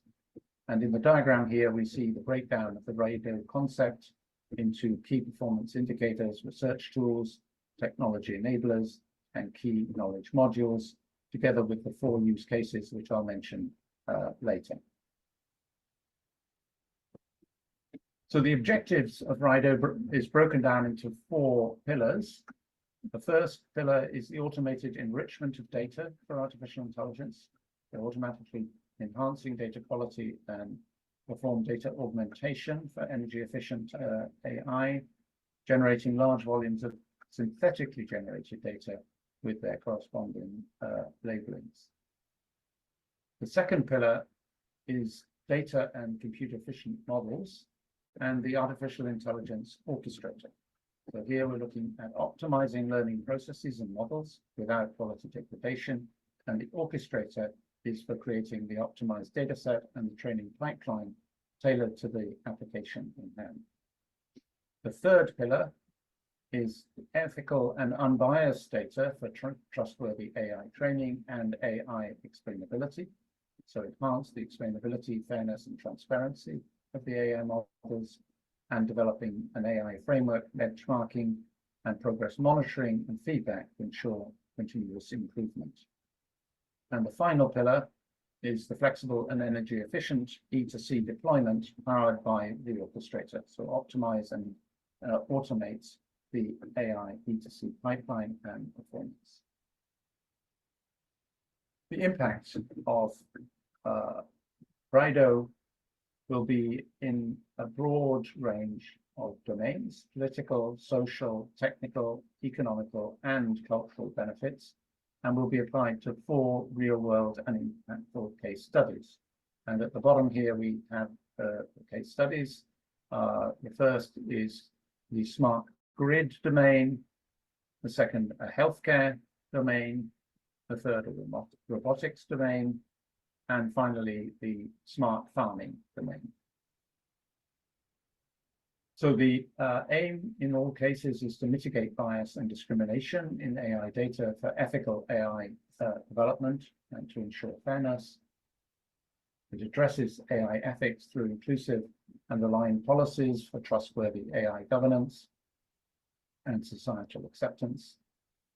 It develops a framework, methodology, and techniques to support green artificial intelligence, reducing environmental impact for sustainable AI practices, increases the acceptance and wider usage of AI through reliable and efficient solutions, and promotes societal and cultural transformation towards acceptance of AI applications, vital for integrating AI seamlessly into daily life and maximizing its benefits. Thank you very much. Hello everyone, my name is Ricardo. I'm the Director of Innovation and Development in CIDAR. CIDAR is Ireland's Centre for Applied Artificial Intelligence and also the European Data Innovation Hub in AI4 Ireland. Today I'm presenting Manolo, which is a large European project which I'm coordinating in the area of trustworthy, efficient AI for cloud edge computing. It's a 3-year project funded with 8.6 million euro under the Human 0101 call, which started on the 1st of January 2024. The consortium, as I said, is led by CIDAR at University College Dublin. We are 18 partners, including 10 academic and RTO organizations, 3 early adopters, these are SMEs used for the use cases, 3 tech providers in industry, and other 2 organizations in the area of business and development and innovation. We're in 8 different countries in Europe. You can see the distribution in the map there. In terms of ambition and research, the overall vision of Manolo is to create this complete and trustworthy stack of algorithms and tools and framework which can plug into existing AI systems or solutions and provide new ways of operations for training, deploying, and run high quality and later AI models in cloud edge continuum environments. You can see on the right hand side the architecture, which at the bottom uses the set inspection process for human oversight trustworthy assessment, and also place a special emphasis on data inspection, generation provenance, hardware-aware model training for neuromorphic architectures as well, and the right allocation of the AI models within the cloud edge continuum. In terms of validation, we are validating that in distributed cloud edge continuum lab settings in 3 verticals: healthcare, manufacturing, and telecommunications, using devices such as humanoid robots, smartphones, IoT, and neuromorphic chips, and all of that is aligned with market opportunities identified by Adra. In terms of impact, we will develop new state-of-the-art algorithms for hardware-aware trustworthy efficient AI. This will reduce environment footprint, and with Manolo it will increase the trustworthiness and the edge autonomy. We will also introduce new business models for cloud edge continuum AI, and importantly, new guidelines for the implementation of trustworthy efficient AI systems. We will aim to use open source technology and promote it in Adra communities such as the Adra-e, and integrate with Horizon Europe projects such as ICOS and AI Boost and the AI-on-Demand platform. On behalf of all the Manolo partners, thank you very much. Welcome to Extra Brain. My name is Paweł Herman, based at KTH Royal Institute of Technology in Sweden, and I have a pleasure to act as the coordinator of a rather sizable consortium consisting of academic and mostly industrial partners across the whole Europe. Our overarching aim is to propose a new scalable brain-like neural network framework for data-intensive applications. To this end, we intend to enhance the functionality as well as robustness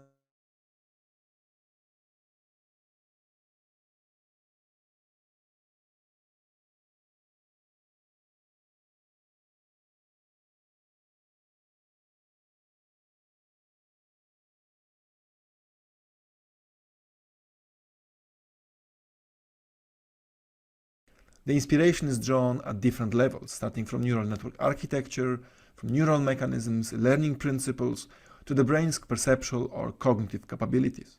In the long term, our grand ambition is for brain-like artificial general intelligence.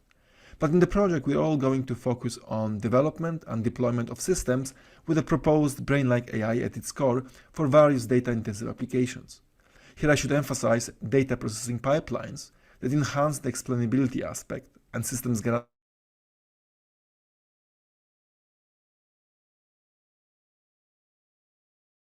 also deployment in a wide spectrum of edge cloud continuum with an opportunity for energy-efficient neuromorphic implementation. To showcase rich functionality and system design flexibility of our brain-like approach, we aim to address 3 concrete use case scenarios with varying task demands or data processing paradigms. They are multimodal perception in robotics, combinatorial optimization in telecommunications, and exploratory analysis in finance applications. We consider our impact mainly through increasing inclusiveness of AI technology by placing human in the loop not only during operational phases of our AI solutions, but also in the design process. Further, as mentioned previously, our development effort is driven by sustainability goals, and to this end, we argue for the flexibility, versatility, and energy as well as data efficiency of the brain-like AI methods and neuromorphic implementations. We also envisage industrial impact through our concrete real-world use cases and scientific contribution towards brain-like neuromorphic computational approach to AI outside the current mainstream deep learning. Thank you very much for your attention. Welcome to AI-DAPT, a new project that started in January 2024, and it's aiming to renovate the way data pipelines and AI pipelines are being built. AI-DAPT brings forward a data-centric mentality in AI, fused with a model-centric, science-based approach across the complete life cycle of AI ops. In this process, the project is built around 4 interlinked technical objectives. First, we will work on setting up the foundations for data-centric, trustworthy AI solutions.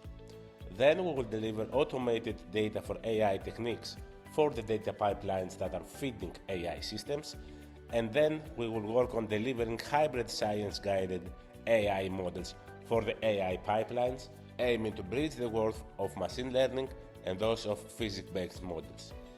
All this we're going to put together in an AI ops platform, which we're going to push at the end of the day to different demonstrators.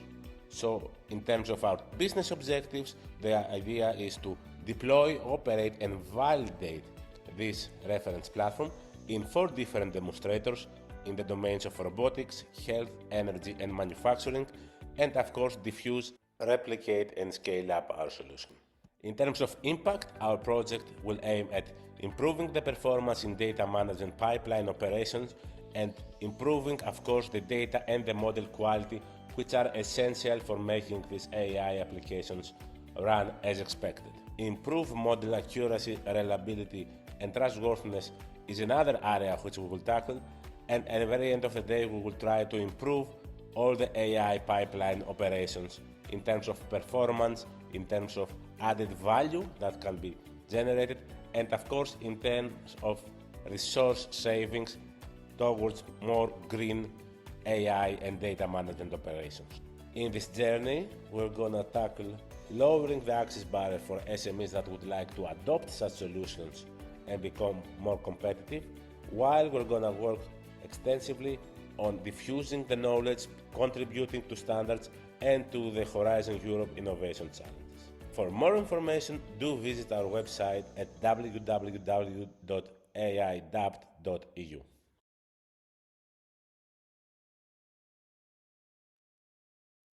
With this, we complete first set of our presentations. Thanks to all the coordinators for sending the pre-recorded videos, and our apologies for the quality. Unfortunately, they are pre-recorded, and from our side, they are being played at the full quality.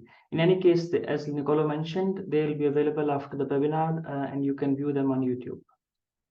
And now we'll go for a 15 minutes break and we'll meet again at 11 to continue with the next set of videos. So see you in 15 minutes. Thank you. Welcome back, everyone. We go for a second set of project videos, and we will now hear about integration of data lifecycle architectures and standards for complex data cycle and or human factors language.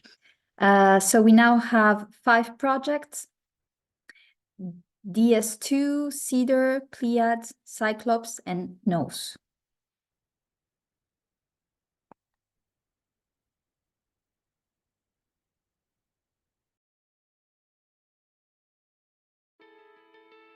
Welcome to the future of industry collaboration. Today we are excited to introduce DS2, a groundbreaking 3-year research and innovation project that is set to revolutionize the ways industries connect and share data. Imagine an ecosystem where manufacturing, healthcare, finance and more converge in a unified dataverse, securely sharing data, insights, trends and best practices. An ecosystem which delivers increased efficiency, accelerated innovation and enhanced decision-making based around the shared data. An ecosystem where knowledge flows freely, propelling each sector forward, where a breakthrough in one industry sparks innovations in others. This is our ambition for DS2, to break down domain-specific data silos, to link together industry data spaces to create seamless environment that fosters innovation, efficiency and collaboration across various sectors. Now over to our technical manager and to the DS2 concept, Stuart Campbell from ICE. Thanks, JP. So let me introduce some high-level elements of the DS2 approach which will allow us to address this ambition. DataShare 2.0 concept is based upon an open and modular approach which creates a secure but flexible environment for the network sharing of data. You are all familiar with the silos of data we have in our databases and lakes of today, preventing users and communities of all types taking advantage of their potential data wealth. DS2 will create an ID2, an intersector data space toolkit, which is deployable by the stakeholders of each data space to enable cross-space data sharing. The toolkit is composed of an IDT broker which acts as a container to host specific data-related modules and tools which can be selected by users on a case-by-case basis. For example, a tool to assist on data sovereignty or data discovery. Multiple modules which will be created within the project, but the architecture will be open for post-project additions. We hope DS2 is a game changer for Europe. It allows us to tap into the collective data of various industries, paving the way for unprecedented advancements in sectorial data cooperation and insight. Back to you, JP. Join us as we shape the future where innovation knows no bounds and industries unite for the greater good. DS2, linking data spaces, igniting innovation.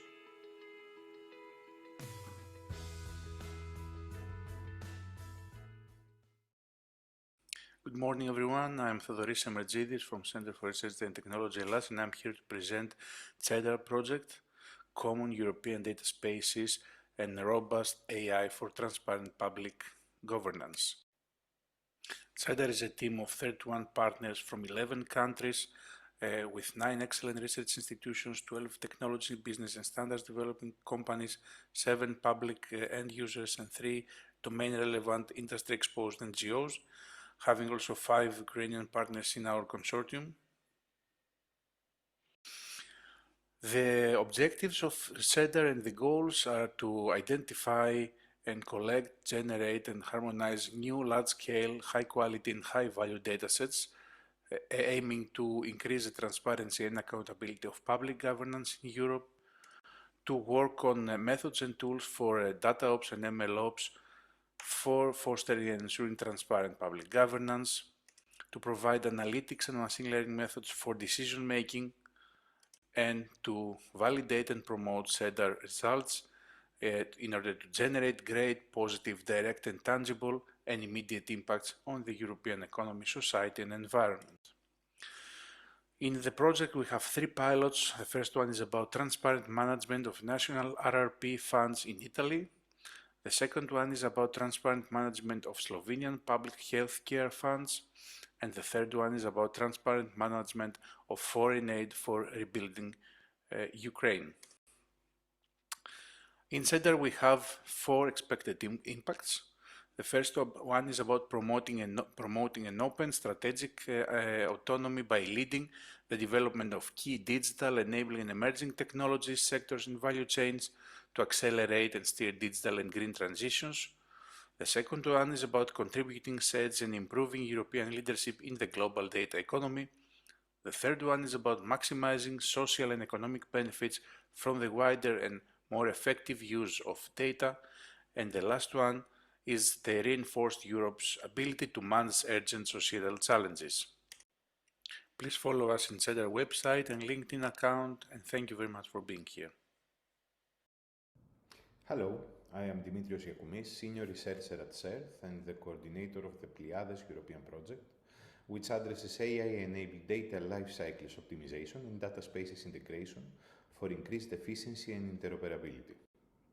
The vision of Pleiades is to develop an advanced AI-enabled framework for full data lifecycles optimization and data spaces integration to interconnect diverse sectors while increasing efficiency and interoperability, as well as to provide data and services for improving CCAM and ADAS and autonomous driving technologies and human-robot interaction in healthcare and industry.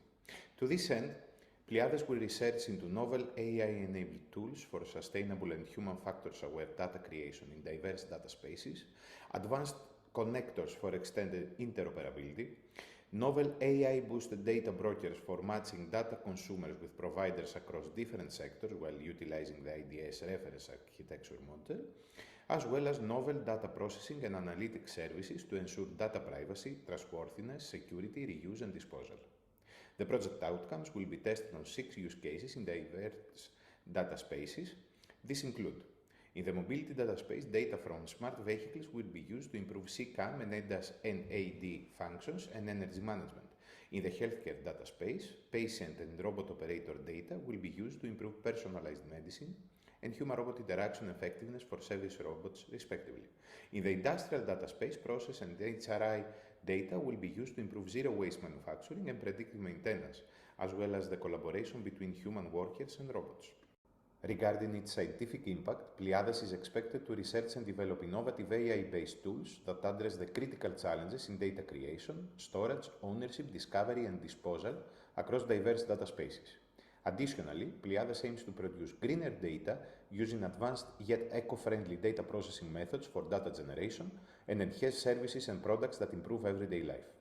Finally, the deployment of the Pleiades framework will reduce the resource requirements for data acquisition and improve technological solutions across multiple industries, utilizing high-quality data and develop innovative technologies utilizing synergies between multiple data spaces.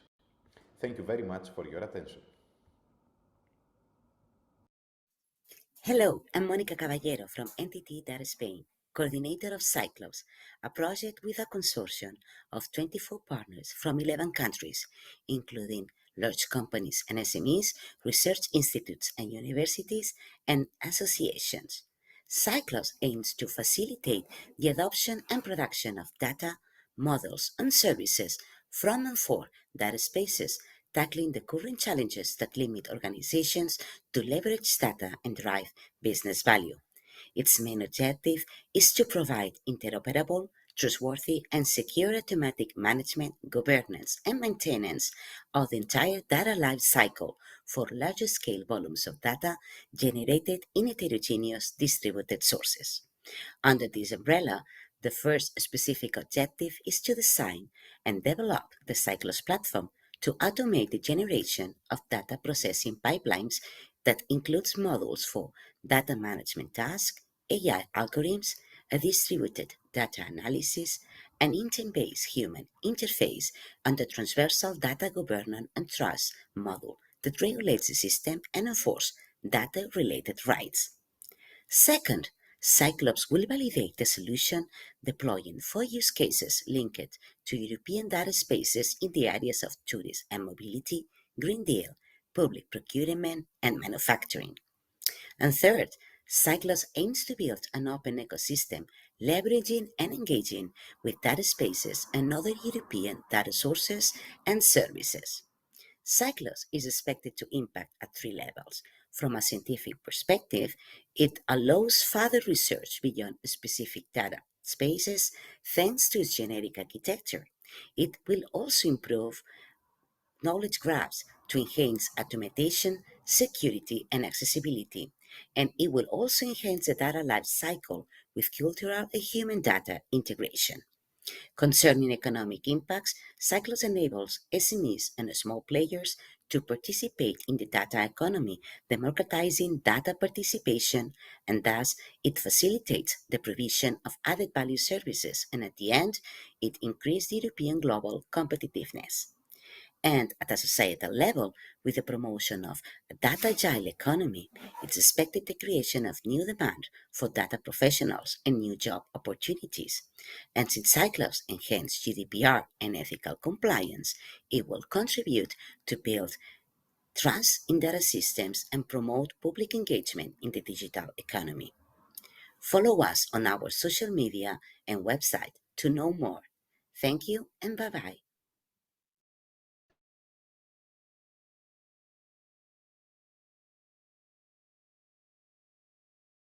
A project that deals with. Good morning, my name is Alberto Montero. I belong to an institute and I am the project manager of NOSE, a project that deals with a catalyst for European cloud service in the area of data space, high performance, and edge computing. In this slide, we can see the contents of this presentation where we will see the NOSE methodology, the ambition and objectives, and the expected impact.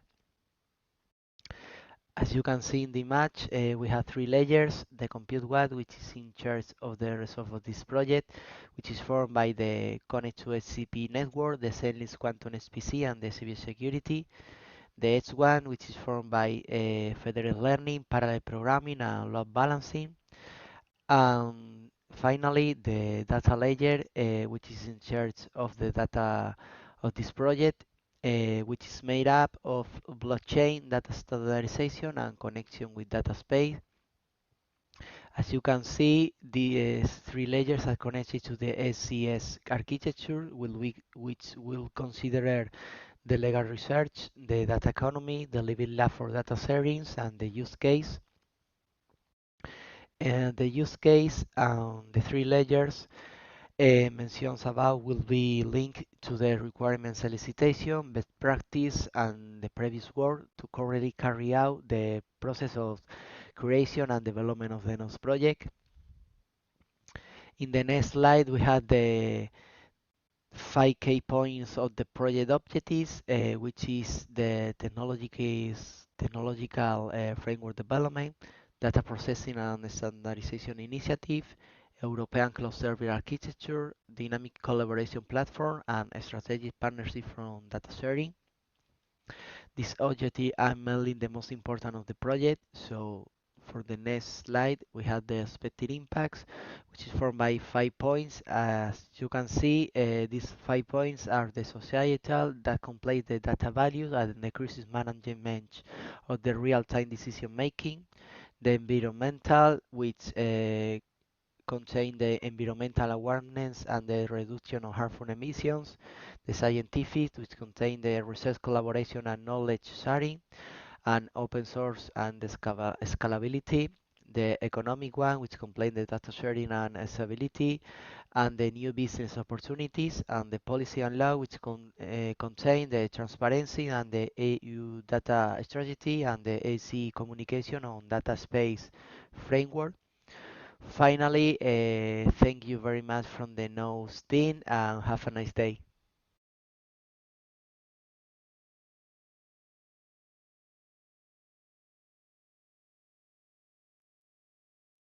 Now let's move on to the next set. The call topic is technologies and solutions for data trading, monetizing, exchange, and interoperability. The projects are Datamite, Upcast, Pistis, and Fame.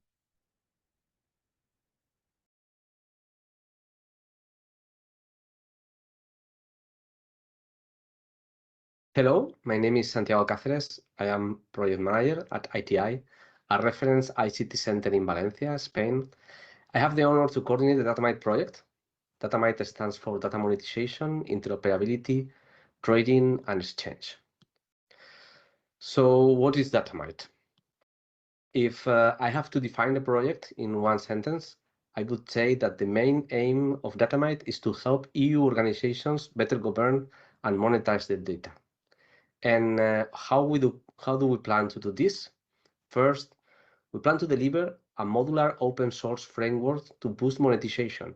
It is composed of several modules which cover functionalities related to data quality, governance, sharing, and security, plus a set of data support tools that complements these core functionalities. We also plan to research business models strategies for data monetization and approaches for the quantification of data value. Nowadays, understanding the value of data is a challenge for organizations, and the strategies to extract that value are far from trivial. Finally, we plan to provide models, indicators, and training material to upskill personnel to cope with the current data challenges the EU is facing. Regarding the impact of the project, there are several dimensions that I would like to highlight. First, we plan to assess Datamite outcomes in 6 industrial pilot scenarios across Europe in very different domains. We want to ensure the discoverability, fair pricing, and secure exchange of data assets. In addition, we believe that by using the Datamite framework, we can make a more effective use of data that will, in the end, maximize social and economic benefits. Also, it is our aim to deliver to European companies training material targeted to upskill specialized personnel working with data assets. Finally, what we want is to promote the development of an EU industrial data economy that will contribute to the European leadership in the global data economy. In this last slide, you have all the social networks where we are and my contact details, and thank you very much. Good day. I'm Ruurik from Fraunhofer Focus, Berlin, Germany. I'm a project coordinator of PISTIS. PISTIS is an innovation action project started in January 2023. It is a big project involving 31 organizations and focused on data sharing, trading, and monetization. Our main objective is to develop a data sharing and monetization platform for secure, trusted, and controlled exchange and usage of proprietary data assets. We are delivering and integrating a number of innovative components covering the full cycle of data integration, preparing data for the marketplace, trading, exchange of data, and a special focus is given to data valuation and data monetization aspects. We are building our solution on the top of existing initiatives like IAIS and international data spaces, and we are aiming to contribute back to these initiatives. In particular, we are going to contribute with our native RDF implemented GAIX conform federated catalog of data, which is an innovative solution from us. The solution which we are developing is going to be related in 3 demonstrator hubs focused on the topics of mobility and urban planning, energy, and automotive and mobility. In these demonstration hubs, we are going to solve existing practical issues of involved partners to enable them exchange data among them and trade with data as well. We are with our novel and innovative technological components, we are going to impact on the management and usage of data in the industry. And particularly our focus, as I already said, on data valuation and monetization, but many other aspects are addressed as well. Additionally, we are going to contribute to standardization groups and open source initiatives. Please follow our webpage for more information. Thank you. I'm Ernesto Troiano, Senior Manager GFT Italia, and I'm the project coordinator of the project FAME, funded by the European Commission. FAME is a collaborative initiative led by world-class experts specialized in data management, data technologies, data economy, and digital finance. We are on a mission to create and deploy a unique, trustworthy, energy-efficient, and secure federated data marketplace to support embedded finance application. We believe an opportunity arises as the financial services evolve. Big data allows companies to enter the financial sector through open banking, APIs, and technologies like cloud, big data, and artificial intelligence. The challenge lies in obtaining high-quality, relevant, and timely data, analytics, and also machine learning models. With FAME Marketplace, organization will have a greater access to purchase quality data from external sources according to the European values and directives on data sovereignty and security. To make FAME Marketplace work seamlessly, FAME offers functionality that link various data and service infrastructure owned by the providers. Enterprises, SME, academia, and even public sector organizations will be enabled to sell and monetize their valuable data asset. Buying quality data or machine learning algorithms shouldn't be a problem anymore. The FAME Marketplace enables organizations and end users to access data, technology component from various providers, find the precise data that they need fastly and securely, connect directly with content providers. So with FAME, end users will experience data service procurement like never before. They will embrace seamless access according to the European values of data sovereignty. Now, the FAME innovations lies in few key concepts. It enhances data space concept fostered by the European Commission. It extends the concept of data asset, considering other data sets and technology. It adopts and extends the DCAT standard to integrate other marketplace and data assets type, and it completes the IDSA reference architecture and the SSC blueprint with the fundamental component of monetization. Includes energy efficient, explainable, trustworthy algorithm, machine learning, and analytics for financial services. Besides, it provides a semantic interoperability specialized for the financial embedded application. We want to help data providers to gain visibility and simplify monetization, just like any other popular marketplace. We want to support data consumer to search, locate, and access data quality services. Finally, FAME offers application developers and integrators the necessary tool to develop value-added asset, leveraging from the key component of the federated marketplace. Therefore, we really invite you all to become part of the FAME community. Join us and transform the data marketplace as we know today. Thank you. The Upcast project is building tools to help data marketplaces be more competitive with themselves, and they don't really care. Hello, my name is Richard Stevens. I'm from IDC. I'm the project coordinator of the Upcast project, and today I'm going to tell you a little bit about the objectives, the way we're running this project, and the impact we expect to achieve. In the context of a market that's expected to grow by 24% compound annual growth rate to a total market size of over 3.5 billion euros in 2028, the Upcast project is supporting one of the most vibrant IT areas in the data economy. In particular, Upcast is developing universal, trustworthy, and transparent plugins for the data marketplaces so that they can improve the ease and quality of data transactions that happen between businesses, public administrations, and citizens.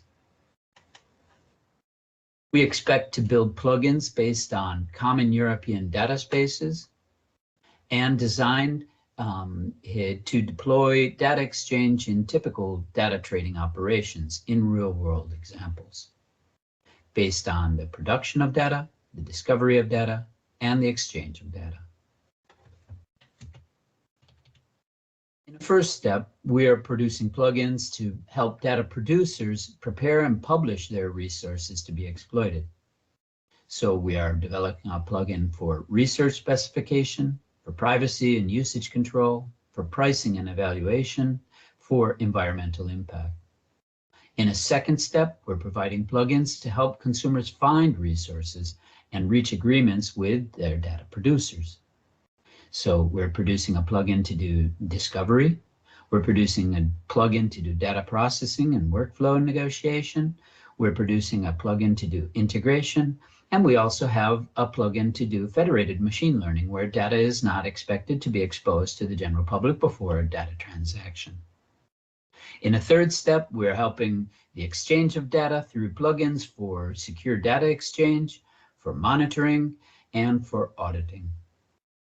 All of this is in the context of standards like Gaia-X and IDSA, and is all carried out in the highest respect of legal and ethical and AI assessment.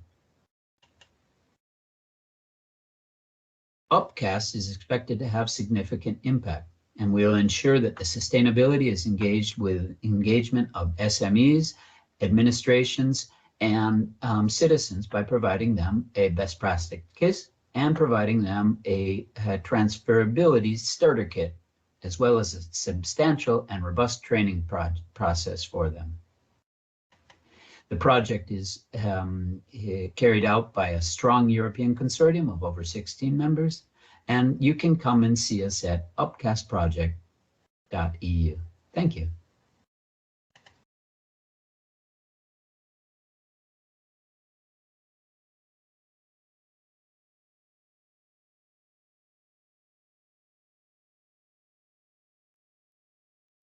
We will now hear about cognitive computing continuum, intelligence, and automation for more efficient data processing with 5 projects: Swarm, Chestrate, Myrtus, Empyrean, Enact, and Intent.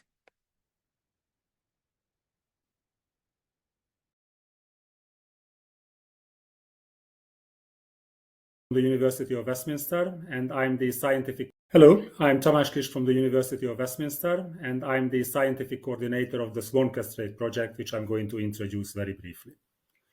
Swarmcastrate aims to create a completely decentralized and autonomous self-organized application management system that supports the processing of large amounts of data within the clash-to-edge continuum. Now, the project will create, when compared to currently existing centralized solutions, a fully decentralized framework based on swarm computing principles.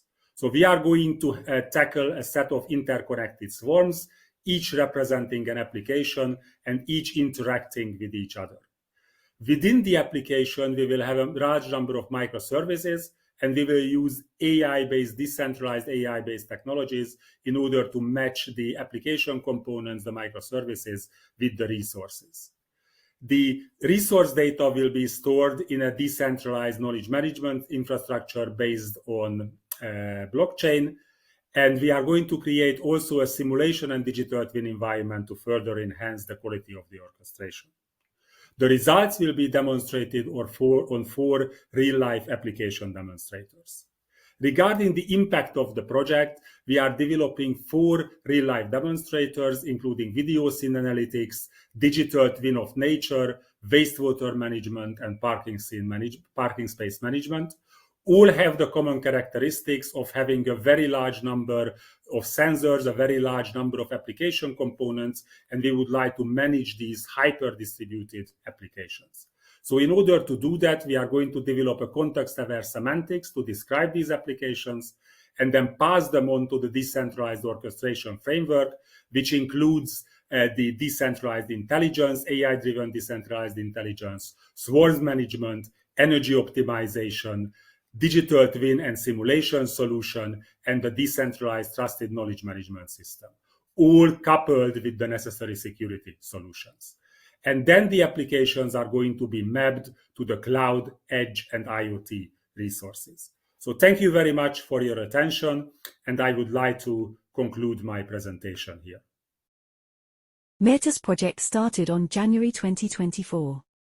The Myrtus consortium comprises 8 countries and 14 partners bringing together different competencies, from low-level architectural specifications to software management strategies. Myrtus' primary goal is to provide efficient computing continuum management, leveraging advanced technologies such as federated learning and swarm intelligence. Within the project, we will define a computing continuum infrastructure composed of heterogeneous resources, which will be orchestrated by Myrto, an AI-powered cognitive engine that represents the project's core.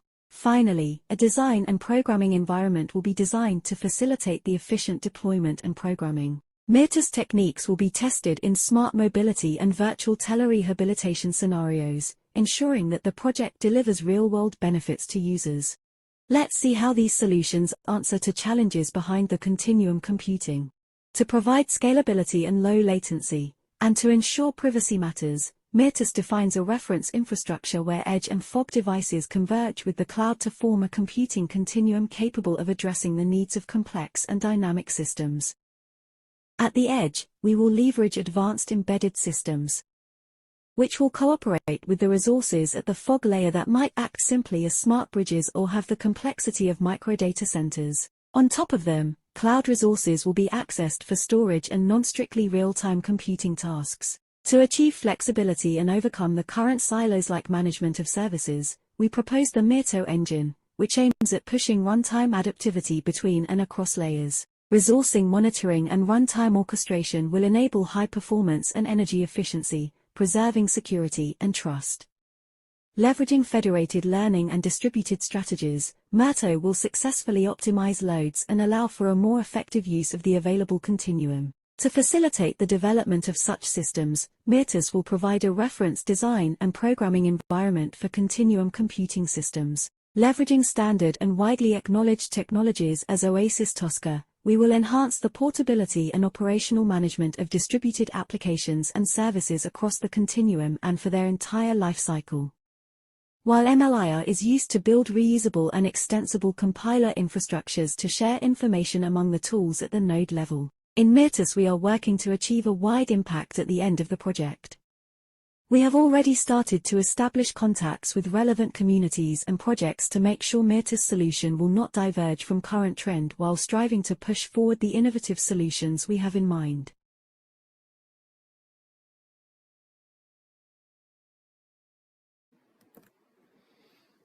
Hello, this is a presentation about the Empyrean EU project. Empyrean is about trustworthy, cognitive and AI-driven collaborative associations of UD devices and edge resources for data processing. The Empyrean project is about cognitive computing continuum. It's a research innovation action, started February 1st, and includes 11 partners from research organizations, SMEs, and industry around edge and cloud computing and in other areas of expertise. Empyrean will build collaborative collectives that we call associations. An association is a collection of UD devices, edge and cloud resources. Empyrean associations will operate in an autonomous, cognitive, and AI-driven manner. Each association will constitute a secure, trust execution environment coupled with identity and access management mechanisms. Also, Empyrean will develop an S3-compatible distributed secure storage service and will provide decentralized and distributed interconnection data distribution services also.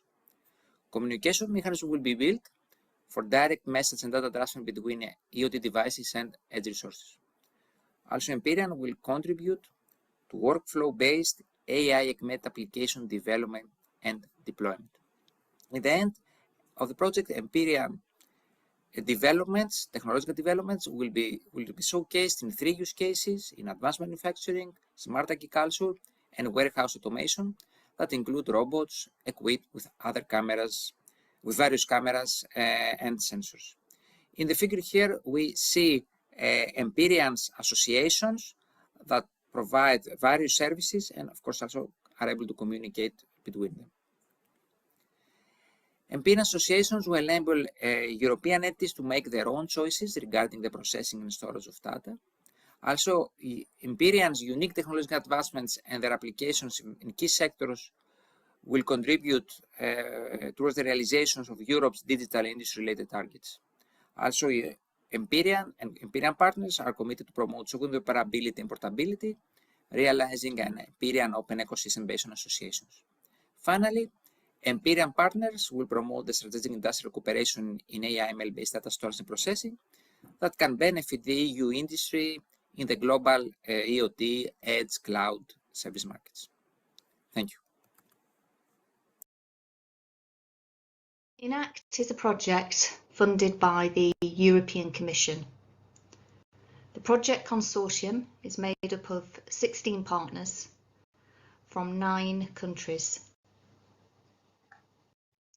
The project develops cutting-edge techniques and technology solutions to realise a cognitive computing continuum that can address the needs for optimal resource management and dynamic scaling, elasticity and portability of hyper-distributed data-intensive applications. The project will deliver tools to connect and discover distributed resources, devices and services. It will deliver an AI-powered orchestrator. It would also deliver an application development toolkit. The project will influence the development of common standards and infrastructure to create a more open and interoperable data ecosystem for Europe. It will allow a wider and more effective use of data processed within the continuum computing. It will enable real-time decision-making in applications such as manufacturing, media, telecommunication, and many other sectors. The project will design energy-aware data infrastructures that will avoid the explosion of ICT footprint and provide deeper understanding of the potential of decentralized intelligence to support green digital solutions by exploiting ML capabilities to process data from smart connected objects. ENACT outcomes aim at enabling a market shift from the widespread use of cloud edge continuum market models that are currently dominated by non-EU entities to a future strategy for European SMEs. Hello everyone, this is Huet from SINTEF Norway. I'm glad to have this opportunity to introduce you our new project Intent. This is a 3-year research and innovation action funded under the core Data 0102 for Cognitive Computing Continuum, which is under the partnership of AI, Data and Robotics. We have in total 16 partners from 10 European countries and South Korea. As a team, we believe the future of data processing is on the edge. More and more data will be processed on all types of edge devices outside of the central cloud. But the introduction of these heterogeneous, distributed, and dynamic resources will make the continuum much more complicated. It's not possible to effectively use all these resources unless the continuum is able to manage itself using advanced intelligence, the human-like intelligence. In particular, we believe the future cognitive continuum should be able to adapt like human, to think like human, and to talk like a human. Guided by these directions, the Intent team will undertake cutting-edge research in the domain of AI, continuum, and human-machine interaction in order to achieve the novel concept of intent-based data operation. No matter how complicated the continuum is, as a data stakeholder, you can just give your pipelines to the continuum and describe how you intend the system to behave and leave all the hard work to the intent tools. In the next 3 years, we will work together to build open source prototype tools and open platform, apply them on 5 use cases, and publish high-quality scientific papers.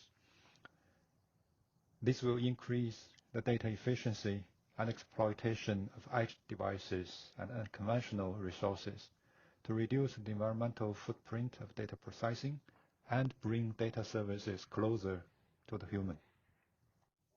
This is Intent. We're looking forward to working together with you all. Thanks.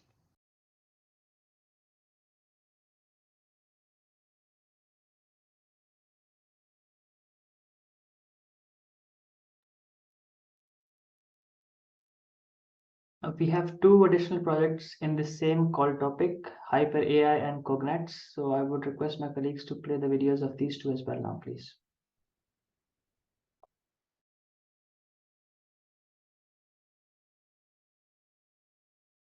My name is Iakovos Michailidis, and on behalf of the Center for Research and Technology Hellas, I'm managing the recently funded project Hyper AI, The project is funded by Horizon Europe program and is expected to start in April 2024 and last for 36 months.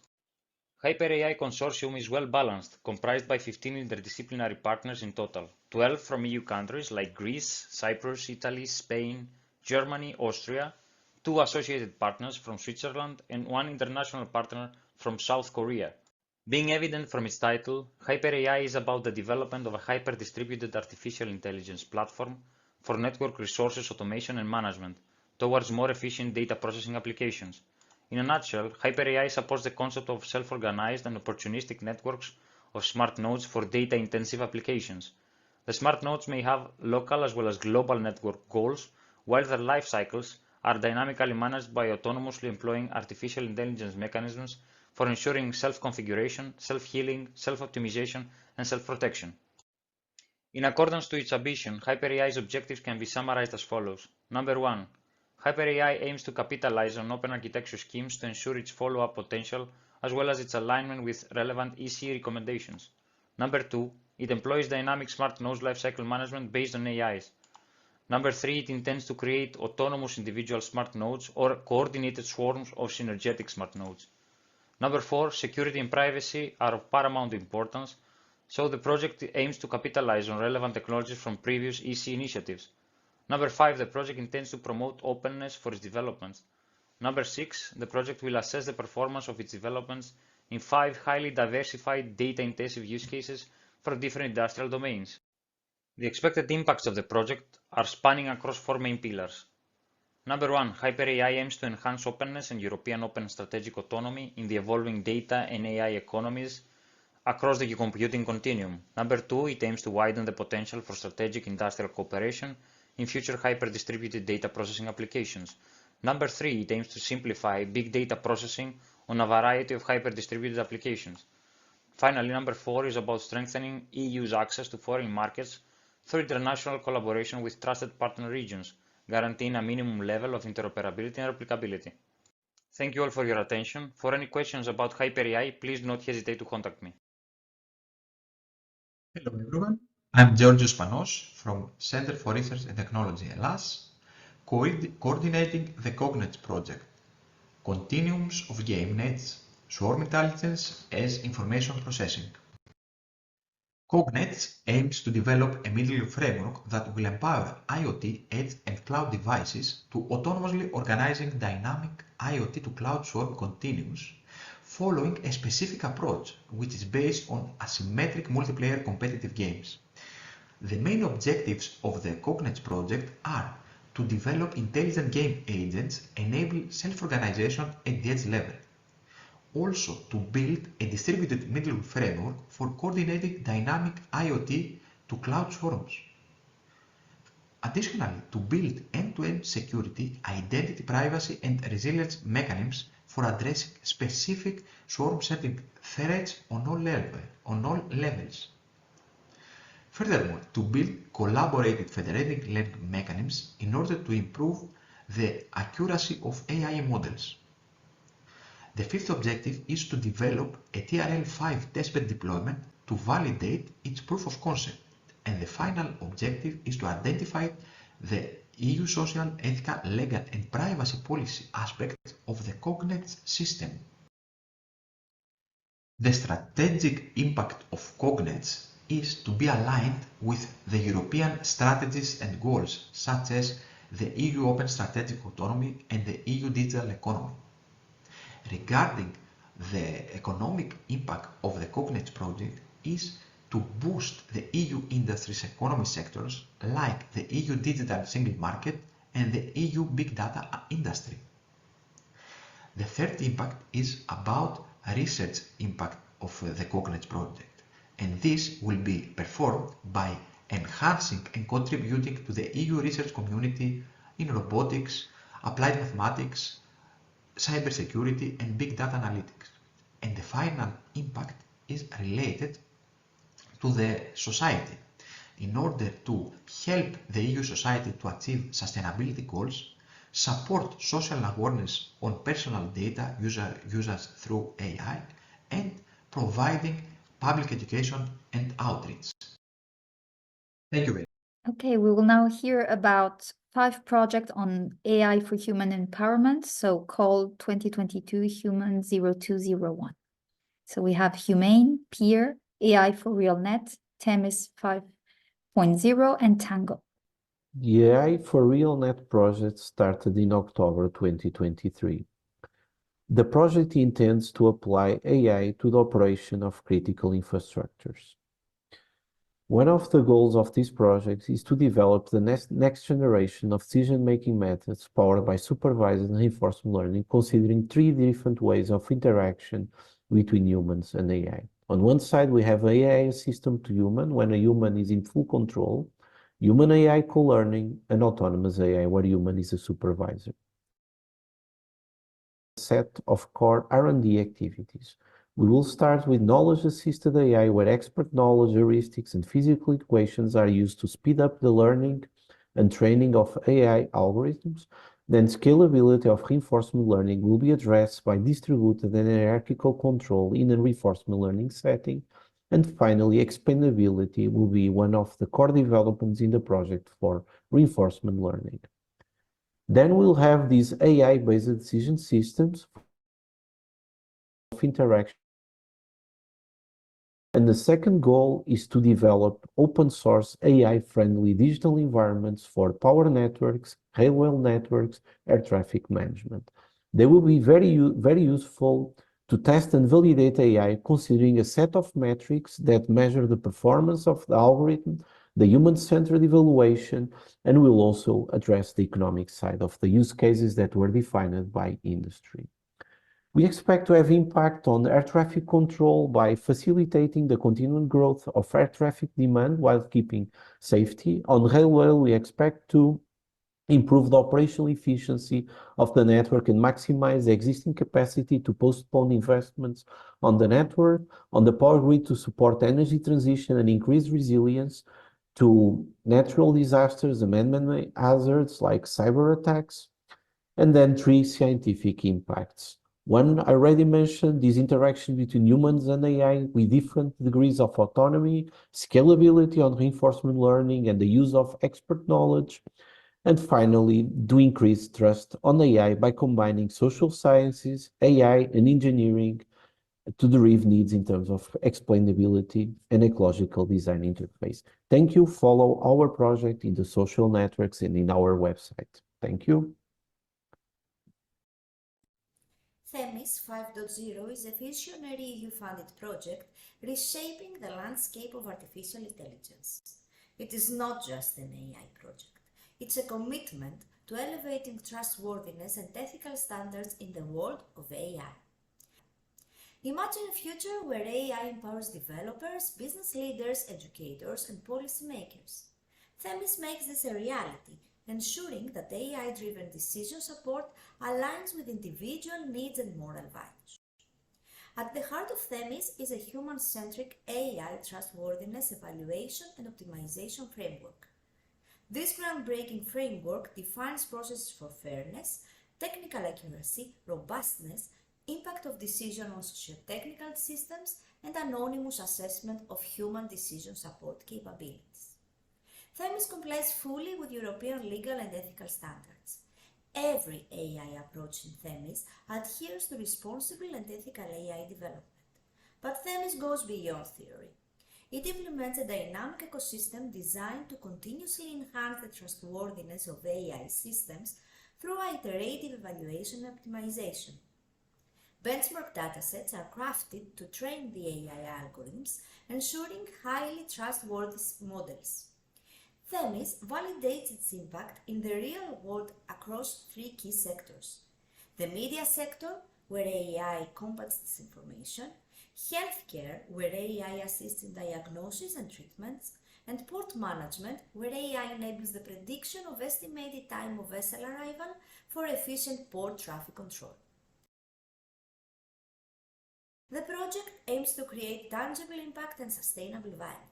This involves identifying key policy recommendations for translating the Trustworthy AI Act into technical specifications for potential adopters and influencers, while also ensuring the replicability of Themis' human-centered AI ecosystem. From fostering ethical AI practices to influencing real-world applications, Themis aspires to leave a lasting legacy in the field of AI trustworthiness. Join us in shaping a future where AI serves us ethically, responsibly, and with unwavering trust. Explore Themis 5.0 and be part of this groundbreaking journey. Thank you. Tango aims to develop a new generation of trustworthy human-machine decision-making systems. The key idea of Tango is that only a deep mutual understanding between humans and machines can allow them to jointly make decisions that are better than the ones that each would make on their own. Well, it means putting together a lot of different ingredients, cognitive foundations of hybrid decision-making to understand how humans make decisions and how these can be put in computational terms. How humans and machine can jointly learn from each other in terms of combination of learning and reasoning, in terms of interactive machine learning, in terms of learning to complement, meaning learning to exploit each own strengths and implementing for the weaknesses, and how to jointly make decisions in terms of individual, shared, and team decisions, and also in terms of social policy making, in a way in which the human will always be in charge for high-stake decisions, but the machine will be able to support the human in order to make better decisions. The Tango framework will be implemented in a number of important case studies, supporting pregnant women in achieving health and well-being during the whole perinatal period, supporting surgical teams in avoiding errors during surgical operations and improving coordination, supporting both loan officers in taking fair decisions and loan applicants in understanding what intervention to make in order to achieve recourse, and supporting policymakers to shape better welfare policies. On the long term, we expect Tango to allow to develop a new generation of trustworthy hybrid decision support systems with impact on the development of high-quality jobs by empowering workers and targeting their skill mismatches, and an increased inclusiveness by supporting a human-centered approach to technology development. Thanks a lot for your attention, and let's Tango.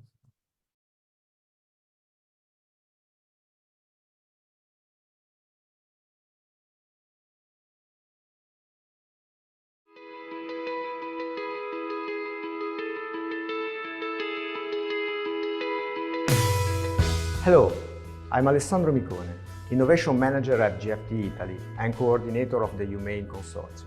At GFT, we envision a future where artificial intelligence serves human needs and values. We see AI as an ally, enhancing our everyday lives. We're bringing this vision to life with the UMain project, a collaboration between 3 universities, 2 research institutes, 11 SMEs, and 2 large industries. So, what's UMain? UMain is an operating system fostering advanced human-AI collaboration across industries, surpassing standalone AI and human systems. It will integrate state-of-the-art technologies like active learning, swarm learning, neurosymbolic learning, and it will provide advanced AI explainability based on generative AI.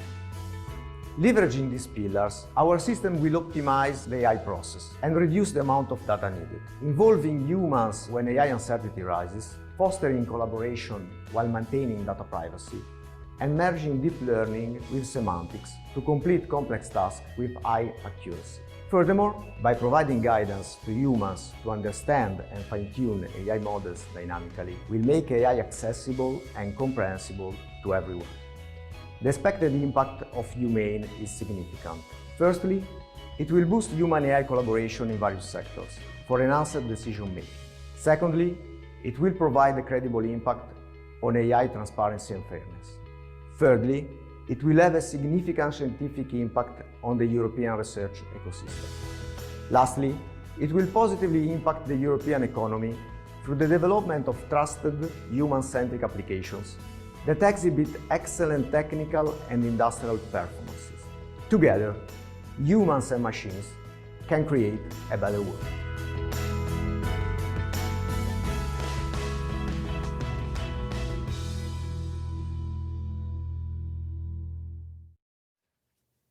It's a pleasure to present PEER to you. I'm Anne, head of the AI lab of the Vrije Universiteit Brussels and coordinator of the project. We have chosen PEER as the acronym for our project, as we believe AI solutions should act as peers to humans, as trustworthy companions. We are not the only ones to focus on trustworthy AI, but our focus on sequential decision problems puts us in a unique position. To realize our ambition, we brought a strong team together of AI specialists, social scientists, use case providers, a solution integrator, and a dissemination and valorization partner. Too often, AI solutions are first built and then tested, resulting in tools which cannot convince their users. PEER takes a drastically different approach. Through a novel way of user engagement, users are involved right at the start. We simulate how interaction with the tool is envisioned, and we collect feedback from the stakeholders to adjust where needed.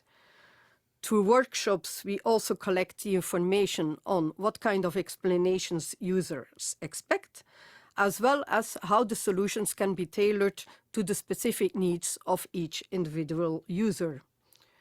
We will evaluate our approach in 4 use cases, 2 in daily life settings and 2 in manufacturing settings.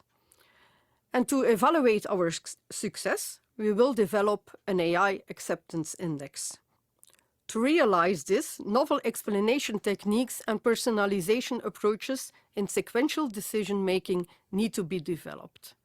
In conclusion, the project will have impact on the state-of-the-art of trustworthy AI and how to implement it. I hope I triggered your interest in our project. Feel free to follow our progress and results on one of our channels. With this, we complete set 2 of the presentations. I would like to thank again the coordinators for sending over these videos. And I do hope the participants of this session are getting useful insights from these videos. Now let's head for a lunch break. We are slightly behind schedule, about 5 minutes. So let's meet in about 50 minutes at exactly 1 o'clock CET. Thanks very much. Hello, everyone. Welcome back. Now let's begin with the last set. And our first call topic is AI, Data and Robotics for Industry Optimization. It's the call topic Cluster 4 Digital Emerging 0205. And we have 6 projects over here: Solidaire, Emerald, and then we have Siconrob, Perks, Dairy 4.0, and Corop. Let's begin with the videos now.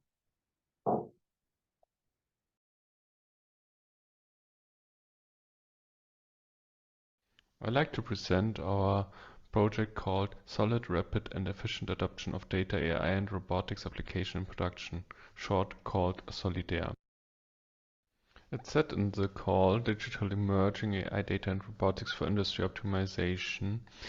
It started at the 1st of October 2023 and has a duration of 36 months. Solidaire brings together 10 manufacturing, technological and research experts. The aim is to accelerate AI and robotics in European manufacturing industry. We use data as an enabler and have 4 objectives. The first objective is to improve the production process through digitalized and automated quality control. The second objective is to develop adaptable, replicable and trustworthy solution in the teams of visual AI, data AI and robotics and AI. The third objective is to increase the competitiveness and sustainability of EU manufacturing. And the fourth objective is the widespread adoption of European AI data and robotics across the EU manufacturing industries. The consortium consists of the following consortium partners Fraunhofer, IPA, Brose, CAE, Bosch, Outforce, Siemens, UG Systems, TWI, Hellas, Virtual Vehicle, and I2M. The before-mentioned functional themes, visual AI, sensor data and AI, robotics and AI, are connected to the 4 industry use cases as you see it shown in this graph. The impact of the project are the following ones. The main impact will be the optimization of production processes to increase competitiveness, improve working conditions, and environmental sustainability. The increased competitiveness supports the European economy. The environmental aspects are addressed by reducing the reject rate, which saves material, energy, and CO2 emissions. The working conditions are improved by replacing tedious jobs with more knowledge-based tasks. And the fifth impact is to increase strategic autonomy by focusing on automation in the manufacturing sector. Thanks for your attention. Here you find my contact details for further exchanges.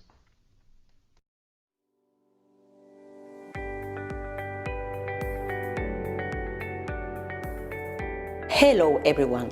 Today I'm here to present Emerald, a 30-month innovation action addressing challenges in the digital entertainment and media industries. The surge in video and extended reality content has created a growing demand for skilled resources, data processing, and energy. Emerald tackles this challenge focusing on sustainable media creation using artificial intelligence, machine learning, and big data technologies. The interdisciplinary consortium of 7 partners include leading companies from the movie, broadcast, streaming, and live entertainment technology sectors, supported by 2 major European universities. Now, let's explore the ambition and goals of Emerald.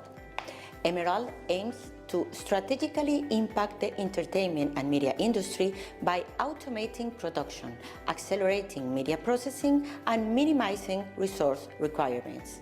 We'll achieve this through the development of machine learning and process automation tools, focusing on speed, quality, and energy resource efficiency. Our goal is to foster acceptance and demand for artificial intelligence in sustainable entertainment and media production, with special attention to scalability in the metaverse. Moving on to the impact that Emerald seeks to make. Firstly, at the societal level, our tool promises better quality entertainment, enhanced audience experiences, and more inclusive content. Automated sign language generation and improved audio description contributes to accessibility. At the scientific level, Emerald introduces artificial intelligence, machine learning tools, and a sophisticated set of tools for precise energy consumption measurement in video pipelines.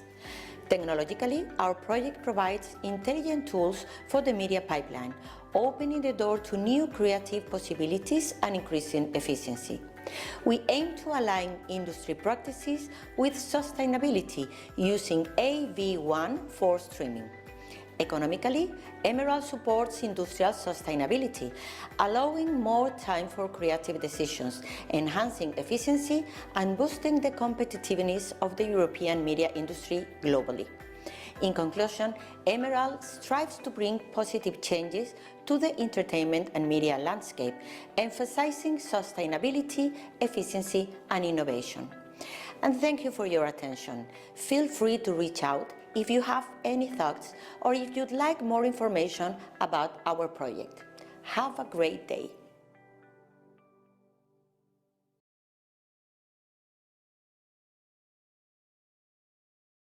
Hello everyone to the presentation of the second ROP European funded project. Second ROP aims at developing methods for multi-step robotic workflows, which are currently manually and very heavily depending on the step before.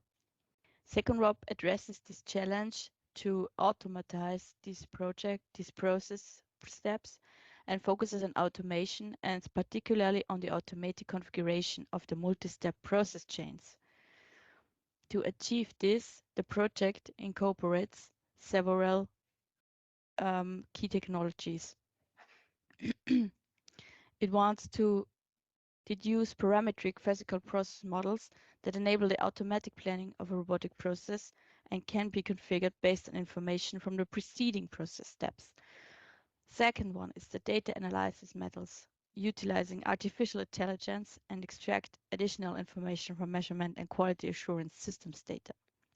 Also long-term feedback loops, including reinforcement learning for gradual process configuration improvements, will ultimately enhance the product quality and reduce the number of iterations required to achieve a flawless product.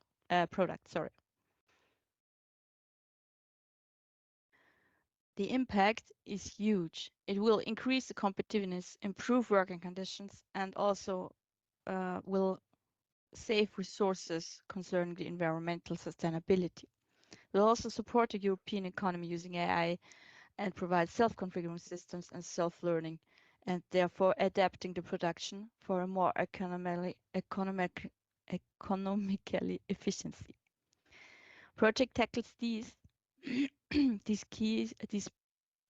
improvements by two specific use cases related to the processing and inspection of metallic cast and forged parts. In this context, two robotic cells are set up to demonstrate the automatic configuration of an entire process chain in a realistic environment. Thank you for listening, and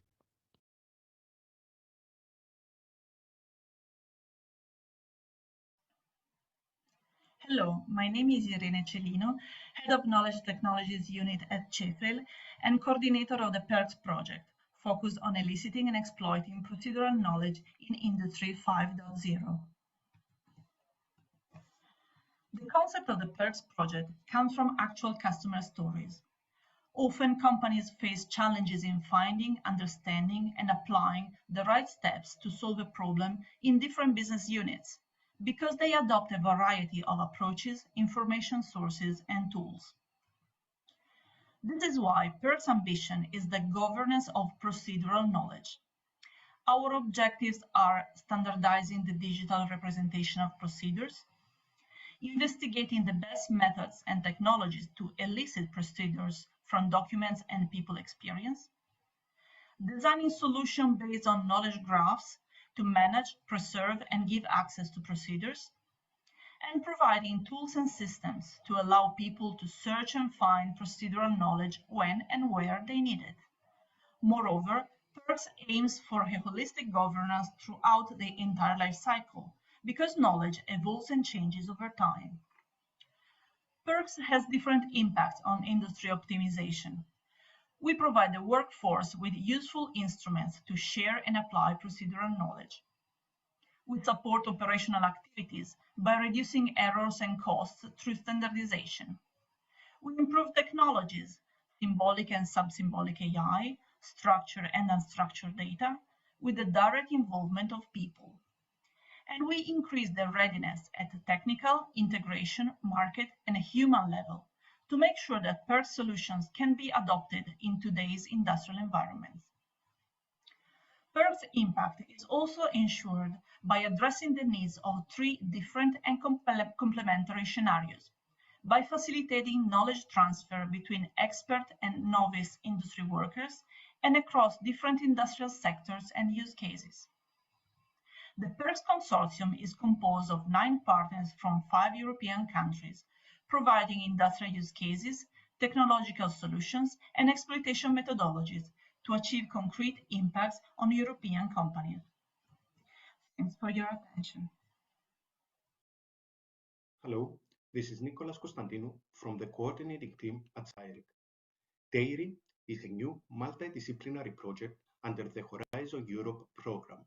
The project was initiated in October 2023 with a duration of 42 months and a consortium with leading partners from both industry and academia. The project addresses a significant challenge within the agricultural sector, aiming for increased production with fewer raw materials and in turn an improved impact on society, animals, climate, and biodiversity.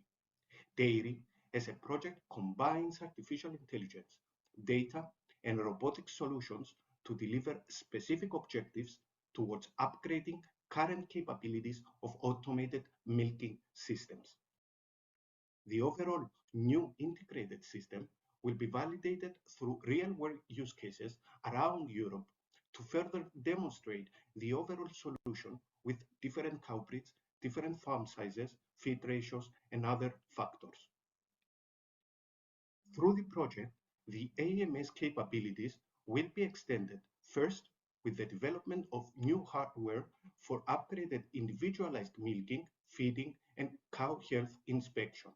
And second, current data management platforms will be additionally extended with newly integrated tools for innovative simulations, data analysis, and graphical representation.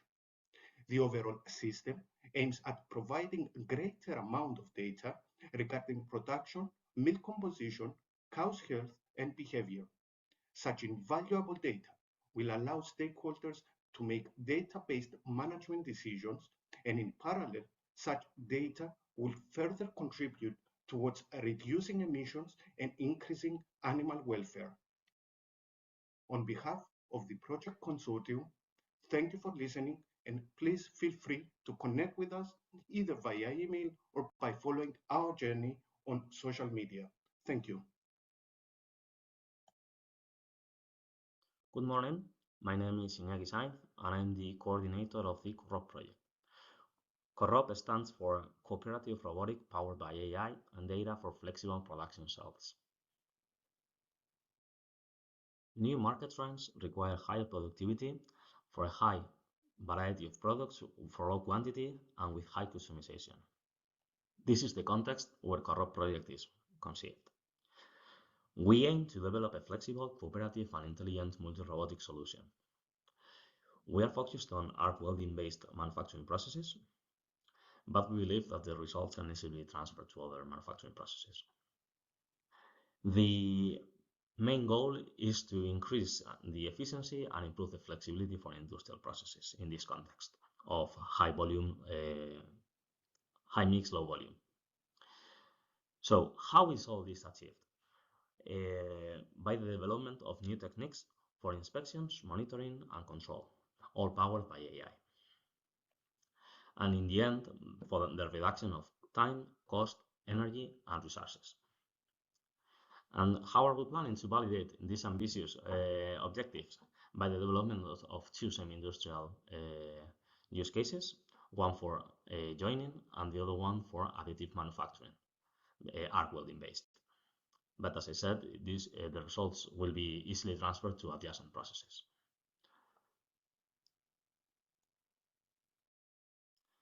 So we have collected the impact of the project into 3 bullet points. The scientific impact, comprising the development of the integration of novel technologies. The environmental impact, as the reduction of the material and energy consumption, and this is achieved in 2 different ways for its use case. And finally, the industrial impact, as the high potential for transferring the results of the project into industry. Okay. And finally, you can also see just a very brief excerpt of the architecture of the project. So if you have any question, you feel free to contact us and we will be happy to clarify all your questions. Thank you very much and have a nice day.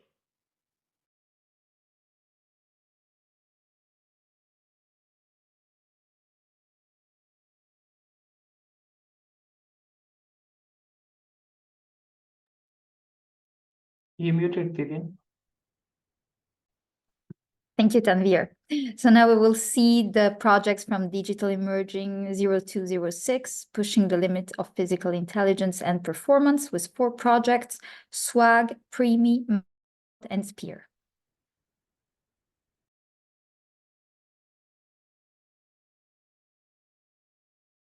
Hello, my name is Lia Rotzia and I'm the project coordinator of SWAG. I would like to present our project to you.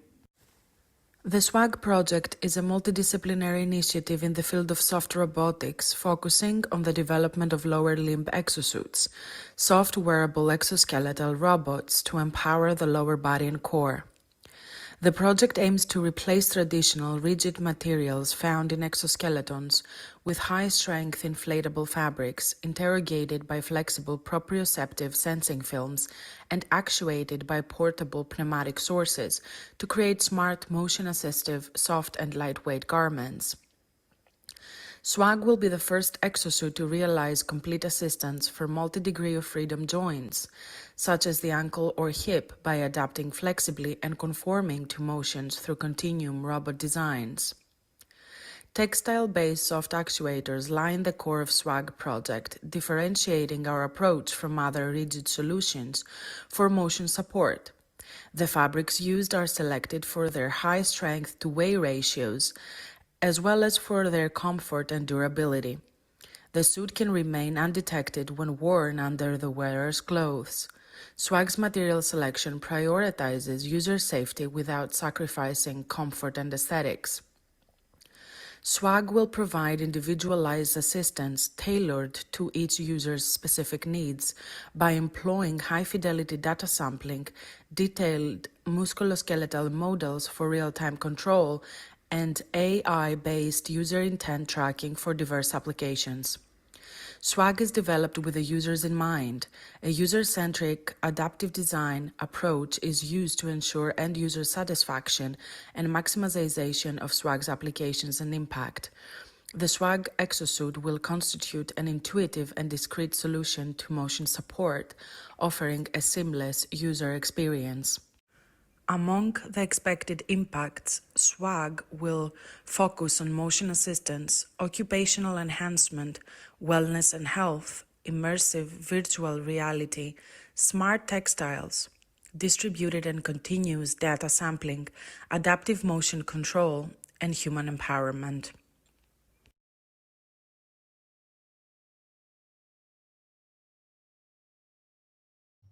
Hello, I'm Alessandro Di Nuovo. I'm the scientific coordinator of the PRIMI project, Performance in Robots and Interaction by Mental Imagery, and I will give you a brief presentation on how we aim to advance robots' autonomy and physical performance for interaction and rehabilitation. The ambitious objectives of PRIMI will be realized by a strong partnership composed of experienced leading academics and innovative European companies with a wide multidisciplinary expertise that ranges from machine intelligence to neuromicroelectronics, event-driven neuromorphic engineering, neurophysiology, cognitive mechatronics, robotics manufacturing, and real-time highly parallel computing. The current AI and robotics paradigms are unfeasible to achieve human-like performance and reasoning abilities. So PRIMI ambition is to introduce a paradigm shift in AI and robotics to create biological plausible innovation that will realize an efficient integration between the robot's mind and the body of the robots to increase the robot's awareness of the self through motor imagery, the environment through mental representation, and the humans through theory of mind. So PRIMI research will lay the foundation of the future personal robotic services that will be provided by socially aware, high-performance, neuromorphic humanoid robots. So PRIMI has three scientific and technological objectives. The first is to create brain-inspired cognitive architecture for embodied high-order cognition that implements the plasticity of the brain with event-driven communication, spiking neurons, and distribute memory in states that are grounded in sensory motor perception. Then it will achieve advanced physical performance by the co-design of the humanoid robotic platforms with neuromorphic spike-based neural computation and sensing capabilities. Then the third objective is to cross-disciplinarily validate and experimentally demonstrate in relevant environments the advanced physical and social performance, improved autonomy and trustworthiness of imagery-enabled humanoids. So this will be achieved through a proof of principle in which the prototypes will be validated in clinical pilot studies of robot-led physical rehabilitation of stroke survivors via mental imagery and action observation. So we expect three main impacts of these innovative robots that will be able to act in human-like fashion. The first is to achieve a wider variety of tasks. The second is to have an advanced human-robot collaboration in scenarios that are not currently possible. And then these robots with improved abilities and robustness will be able to be operative autonomously for a longer period of time while maintaining this trustworthiness and dependability. This concludes the presentation. Thank you for your attention. Hello, I'm Dimitrios Giakoumis, Senior Researcher at CERT and the Coordinator of the European Project Manibot, which stands for Advancing the Physical Intelligence and Performance of Robots towards Human-like by Manual Objects Manipulation. The vision of Manibot is to empower bimanual mobile service robots with enhanced manipulation capabilities, enabling them to handle a wide variety of objects of diverse size, shape, weight, material, and rigidity in a human-like manner while operating in diverse, challenging, possibly human-populated environments with significant spatial constraints. To achieve its ambition, Manibot aims to research and develop novel AI-based methods on environment understanding and object pose recognition. The methods will be based on an adaptive fusion of vision, proximity, and tactile sensing. Moreover, Manibot will develop a novel suite of manipulation primitives, which apart from simple grasping and pick and place, will also include non-prehensile as well as bimanual manipulations. A new multi-level adaptive robot cycles approach for robot cognitive functions will be explored for complex tasks. Finally, Manibot will research into innovative cognitive mechatronics aiming at optimized energy efficiency and autonomy. The project outcomes will be tested in use cases in retail and transportation sectors, addressing the tasks of self-restocking in supermarkets and baggage handling in airports. Manibot aims to have significant scientific, societal, economic, and technological impact. From the scientific aspect, Manibot will expand the state-of-the-art with novel perception, control, and cognition methods, along with innovative cognitive mechatronics leading to new cobots with enhanced manipulation skills and human-like behavior. On a societal point of view, Manibot aims at improving working conditions due to the decrease of manual labor that has negative impact on workers' health, while it will focus on user-centric technologies that take into account user safety, acceptance, and ethical aspects on human rights. Finally, on economic and technological aspects, the Manibot advanced manipulation capabilities will pave the way towards a new market of cobots that are able to manipulate objects in a human-like manner, revolutionizing the manipulation procedures and the future robots' adoption in wide range of applications, such as logistics, transport, agri-food, and manufacture, while giving added value to the digital supply chain. Thank you very much for your attention. Hi, I'm Kostas Alexis, and I'm Professor for Robotics at the Norwegian University of Science and Technology, NTNU. I'm also the coordinator of SPEAR, the project called Spatial Perception and Embodied Autonomy Research. SPEAR is a consortium of 10 excellent partners: NTNU, TU Delft, LTU, VU Amsterdam, ETH Zurich, IMEC, Paderborn University, Voxel Sensors, Biodrone, and Kemea. SPEAR's vision is motivated by a clear observation. If we look at small air robots today, we can observe that the design of their airframes is largely based on miniaturization of manned concepts. Quadrotus, for example, a system widely used, is actually airframe-wise a miniaturization of a vehicle designed and built more than a century ago. Then, autonomy functionalities are developed for these robots, given the capabilities, but importantly, also the limitations of such airframes. Departing from this reality, SPEAR proposes the collective environment and task-specific design and tailoring of robot body morphologies and their navigation policies.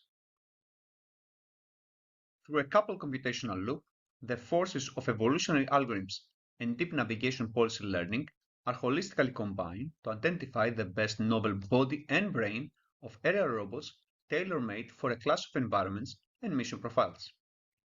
SPEAR shall redefine the physical capabilities, survivability, resilience, intrinsic safety, and performance of flying robotic systems for the environments and mission profiles of interest. On the basis of the envisioned fundamental and applied research, SPEAR shall have disruptive impacts. The automated process for developing optimized air robot morphologies and autonomous systems tailored to environment classes and mission profiles shall lead to a new pioneering generation of flying machines that outperform the current state-of-the-art by significant margins. This knowledge shall be disseminated, and European researchers and technologists shall lead a paradigm shift in aerial robot design and accordingly open new market opportunities that can establish Europe as the leader in this multi-billion euro market. Drones are already on the rise. Through SPEAR, they can go a major step closer to reaching their full potential.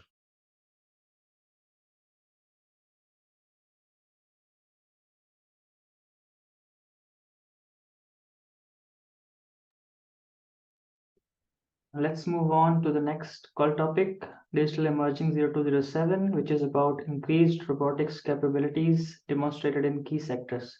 We have 4 projects here: Soprano, AutoAssess, Magician, and Talos.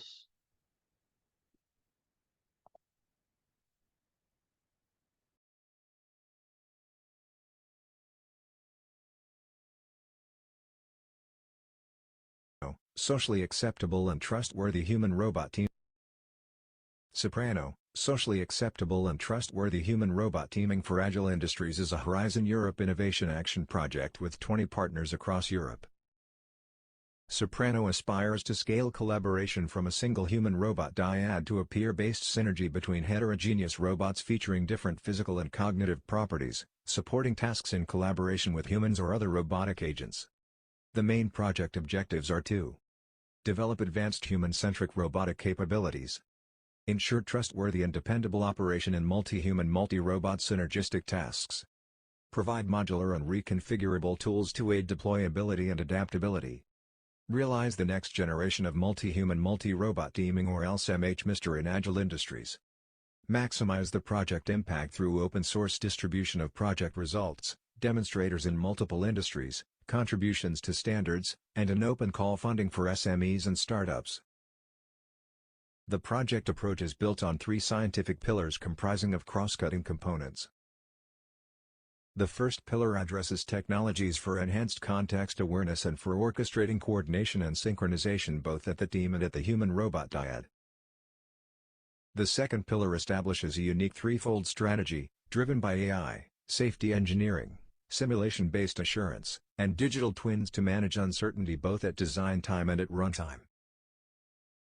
The third pillar provides the desired modularity and reconfigurability in Soprano's technologies and toolkits, supporting different operating contexts and tasks. In line with the core philosophy of the contractual public-private partnerships, Soprano is cooperating with key industrial players KUKA, one of the major automotive industries in Europe CRF, and SMEs eTerry to demonstrate the application potential of the delivered technologies and tools at TRL7 or more in real-life settings as part of construction renovation process, car door assembly process, and field harvesting. The project explores the transformative impacts of advanced robotics technology. Along the scientific dimension, the technologies will enable safe, highly flexible, reconfigurable and modular solutions through use of multi-robot systems supporting AI-driven human collaboration. The project pioneers tools for enhancing HR collaboration across manufacturing, construction, and agriculture sectors. Key EU technologies for human-robot collaboration and multi-robot systems from EU projects Felice and Sesame are expanding and evolving. Making new products available/affordable due to lower production costs paves way for transforming multiple sectors to less fossil-based systems by adopting less carbon-intensive alternatives.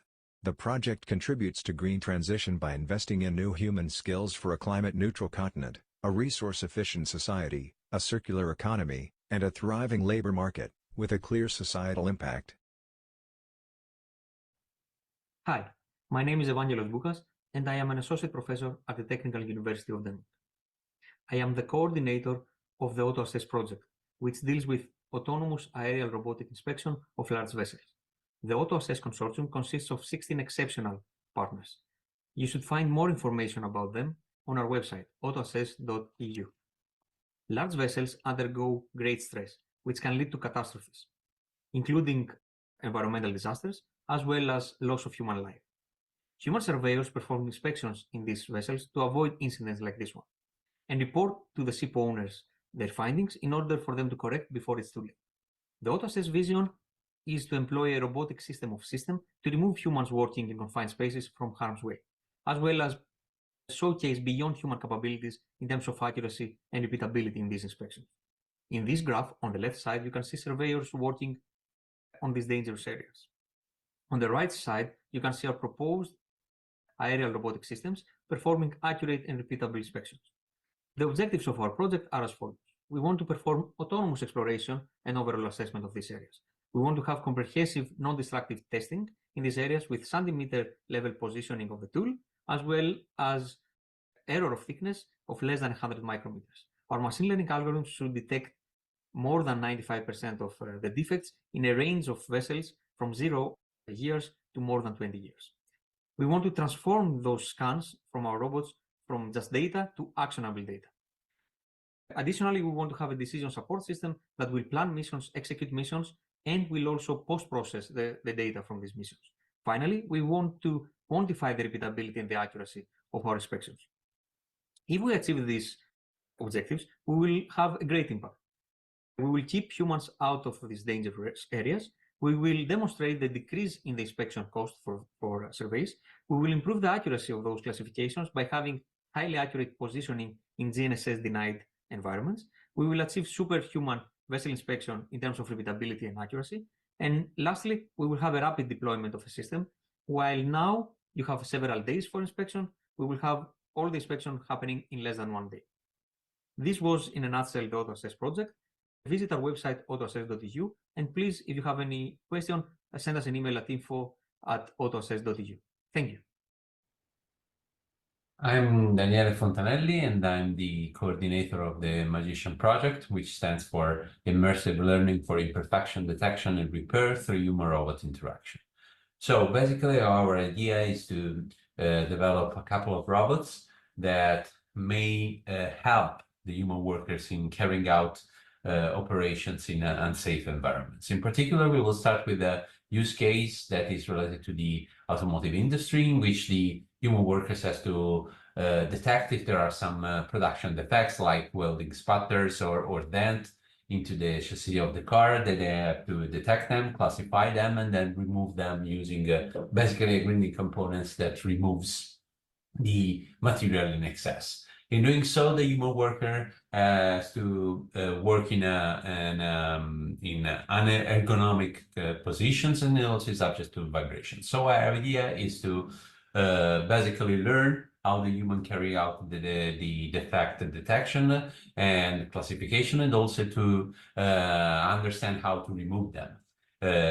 For doing so, we have to use artificial intelligence and learning tools, and so we were trying to understand how the human works, and in doing this type of operations is carried out with a user-centered design, because we want to increase the acceptability of our solution. So we will have the human workers in the loop, and he has to let's say delegate the operations that are unsafe and unhealthy to the robot, while retaining the most interesting and the more value-added part of the operations.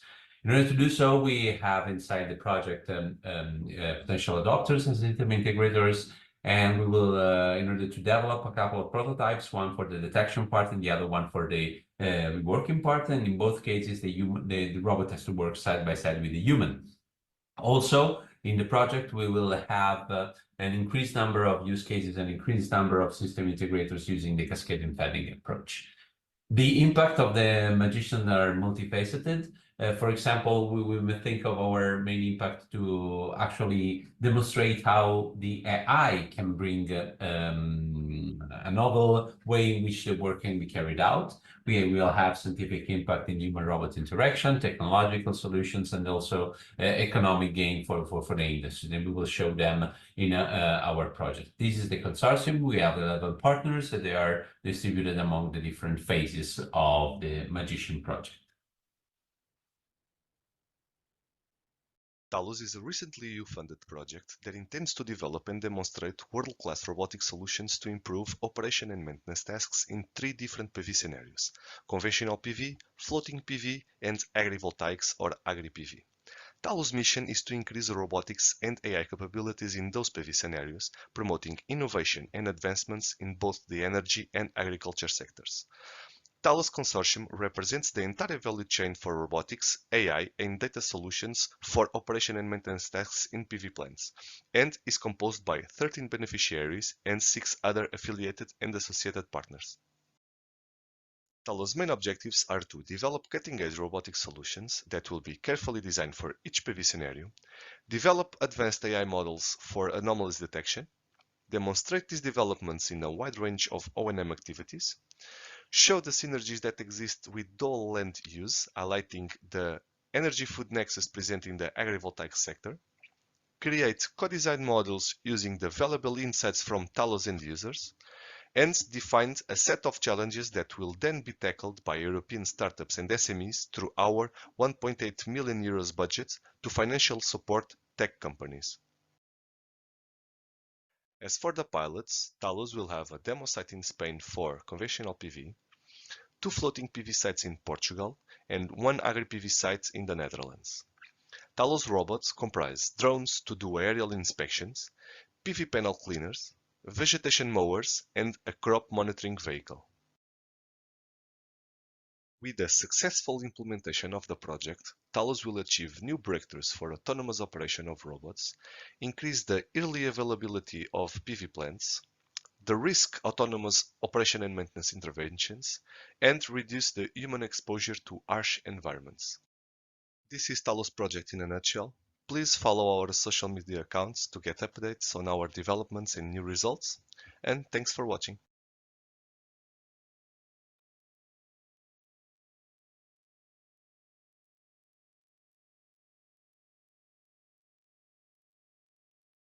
All right, so now we will hear about projects from Digital Emerging 0101, so novel paradigms and approaches towards AI-driven autonomous robots. So we have 4 projects: Inria, Arise, Inverse, RoboSapiens.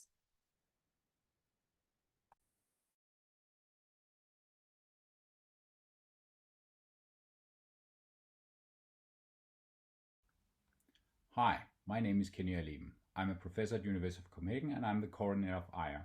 IAR is a research and innovation project about intelligent robotic endoscopes for improved healthcare services. IAR has 4 academic partners: University Ron Carlos in Madrid, Inria in Lille, University of Twente, and University of Copenhagen. We have 2 clinical partners: Copenhagen Academy for Medical Education and Simulation and University of Tübingen. We also have 2 industrial partners, Ambu and Insimo. We cover Denmark, France, Germany, Netherlands, and Spain. Our aim is to drive forward robotic automation technology way beyond state of the art. We target 5 specific objectives to achieve this. We will create soft robotic endoscopes to make cancer screening safer and faster. We will create new novel soft robotic training platforms for clinicians that can alter shape and behavior to mimic different types of patients. Our new technology will be based on AI-enabled digital humans. We will learn AI navigation of endoscopes in virtual digital humans. We will make our models and data open and fair. Our results and outcomes will create important impact in various areas. We will improve cancer screening by making it faster and safer while reducing misdetection. We will invent a whole new technology for learning robotic control inside the human body by using populations of digital human twins. We will create a new market for soft robotic phantoms. We will disrupt development and production of medical devices with computerized design and testing, hereby securing European leadership. Thank you for your attention. Hello, I am Irini Angeli from TWI-LS in Greece, coordinator of Arise project. The European Green Deal aims to make Europe the first climate-neutral continent by 2050, setting extremely ambitious targets. As a response, Arise takes 2 different cases in point: solar panel installation and maintenance and hydroponic lettuce farming. Both sectors' growth is of a paramount importance to reach the Green Deal targets, but this growth is threatened by tremendous labor shortages due to the extremely harsh working conditions. Yet the complexity of the tasks involved make manual work impossible to avoid. Arise's core premise is that we must jointly design new robot bodies and minds to bring forth a generation of robots with the levels of versatility, reliability, cost-effectiveness, and easiness to deploy that will make an economic sense for end users.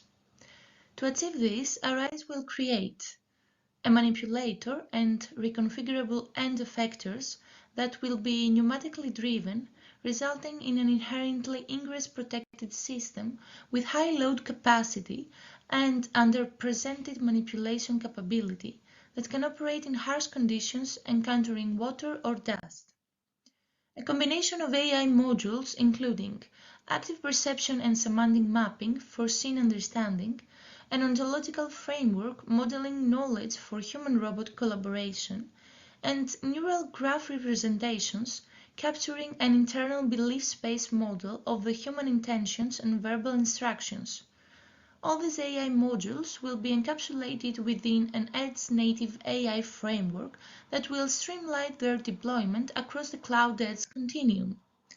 The final ARISE prototype will be validated across 5 diverse scenarios, 3 in the solar panel installation and maintenance, and 2 in the hydroponic lettuce farming.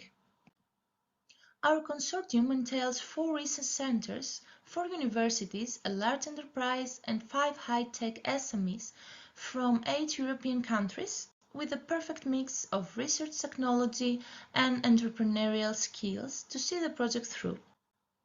Thank you for your attention. My name is Matteo Saveriano, and it is my pleasure to introduce Inverse. Inverse is an Horizon Europe funded project where we aim at developing interactive robots that intuitively learn to invert tasks by reasoning about their execution. Inverse aims at solving complex manipulation tasks across different domains by synthesizing, monitoring and executing inverse plans from direct task demonstrations. In other words, we claim that if you can make it, you cannot make it better. For this, we need to endow robots with the cognitive capabilities needed to synthesize, monitor and execute inverse plans from direct tasks, which are defined in terms of human understandable instructions and procedures. We want to develop robots that are able to understand their surroundings, including human intentions and needs, in order to determine what action the robot has to perform and how the environment is expected to change as a result. Represent knowledge in a flexible structure, specifically designed to facilitate execution monitoring, recovery from failures, and task inversion. Adapt robots' knowledge to different domains in order to synthesize effective solutions for direct and inverse tasks, and to robustly react to the intrinsic variability of non-repetitive tasks. Enhancing the robot's ability to solve complex manipulation tasks across different domains will have a broad impact on research, economy and society. In particular, we believe that increased robot autonomy will significantly improve workers' well-being, safety, productivity and quality in manufacturing and logistics operations. User-centric design will enable the robots to work seamlessly with humans, enhancing their capabilities and improving their work experience. Predictive manufacturing will facilitate and increase recycling and reuse of key components and materials. Training of the next generation of engineers and workers will speed up the diffusion of robots in various industries, sectors and... I'm not alone in this journey, but I have a great consortium with 11 partners from 7 countries. Check our website inverse-project.eu to keep updated on our latest achievements. RoboSapiens focuses on providing robotic control systems with the ability to adapt to unprecedented changes in the system structure, its environmental conditions, and/or human interactions. On the one hand, through RoboSapiens, these systems will continuously learn about their environment and use this knowledge to mitigate or improve when unexpected changes occur. On the other hand, at any time after the robot's deployment, it is expected to show resilience against unplanned physical changes, unprecedented environments, and as such, the project will develop methodologies that enable the seamless evolution of the self-adaptation procedures. The key challenge in enabling continual learning is the ability to perform experiments or to change the perspective on the environment in a safe manner. To this end, the project will enable the well-established self-adaptation architecture named MAPE-K with advanced safety monitoring techniques. The idea is to endow each adaptation procedure with a self-check that ensures, among other things, backward compatibility with all the previous environments seen by the system, as well as to incorporate a trustworthiness checker that refuses or approves any system configurations based on how thoroughly these were validated. The project will improve on techniques such as active perception and deep learning in order to ensure more reliable and reproducible adaptations. Our final ambition, and indeed the one that glues all these techniques together in a trustworthy manner, is to develop and apply formal methods to the specification and verification of the MAPE case stages as well as the trustworthiness checker. These techniques will be validated with 4 case studies: a robotic disassembly process for remanufacturing, an autonomous mobile robot moving in warehouses, and an autonomous ship motion prediction, as well as a dynamic risk predictor for cobots. Our primary scientific impact is to push our knowledge in enabling and reconciling open-ended self-adaptation with safety. At the industrial level, we hope to unify the processes developed to account for safety in self-adaptive systems. For DTI, we expect that the robot, once deployed, will be able to disassemble 4 times more units with the same number of human collaborators, due to the reduced cost of retraining the robot. For Fraunhofer, thanks to the improved human tracking-based dynamic assessment model, the productivity gains are expected to be of 10% because the cobot no longer needs to assume the safest operation mode all the time.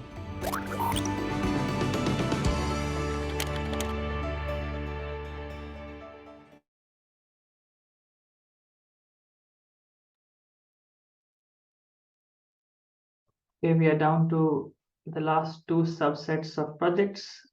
This one is about industrial leadership in AI, data and robotics, advanced human-robot interaction, and the projects are ARISE, Fortis, and Jarvis.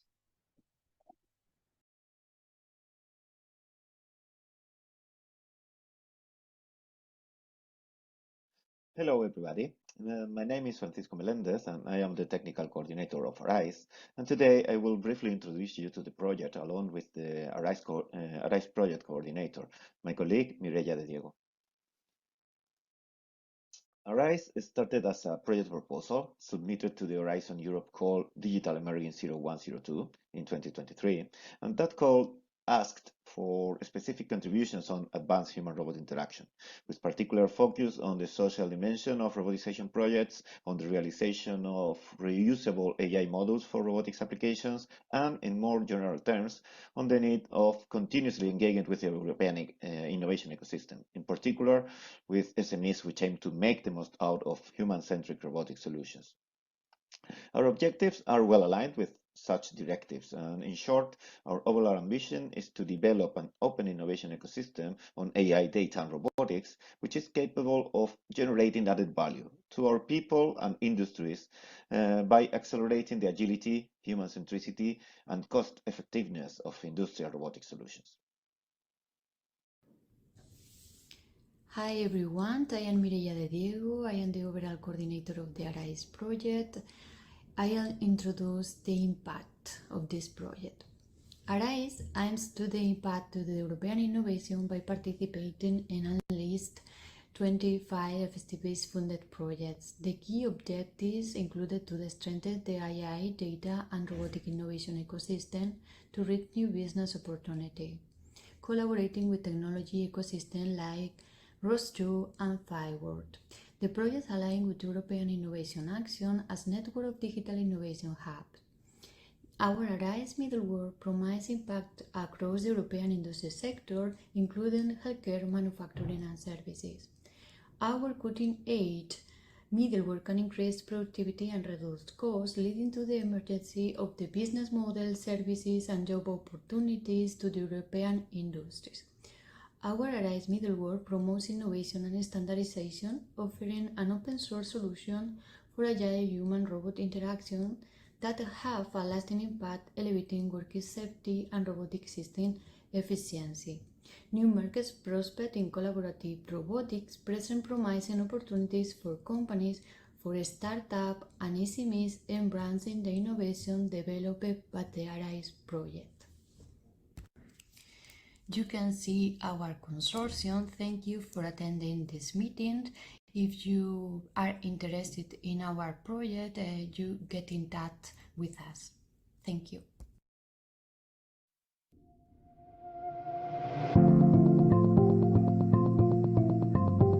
My name is Leire Bastida from Tecnalia, and I am the coordinator of Fortis. Hello, I am Wael Mohammed. I'm a senior researcher at FAST Lab at Tampere University from Finland. Fortis project aims at providing a solution for all levels of interaction, including physical and non-physical interaction. For a proper interaction between the human and the robot, first, we need to collect data from the human and the surrounding of the human. This data may include information about the human status, emotional status, or the activity that the human is conducting at the time of the interaction. In Fortis project, we refer to robots as embodied AIs. These AIs that controls the robot also is the entity that interacts with the human, as we see in the arrow number 2.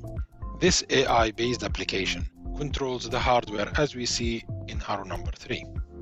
After that, once we know the status of the human and the status of the machine and the surrounding between them, we can create what we call in Fortis project personality-tailored virtual character. Finally, the human will be able to interact with the embodied AI in physical or non-physical manner, as we see in arrows 6 and then 1 and 5.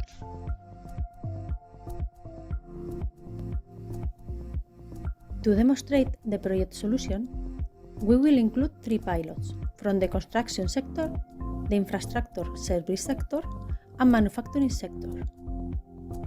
These 3 pilots include different use cases where we can test and validate the solution with different interaction modes. For this project, we'll also provide support to the third parties. Actually, we will give more than 5 million euros to SMEs and startups to helping both develop the solution and demonstrate its features in different sectors. So stay tuned and follow our channels in YouTube and LinkedIn.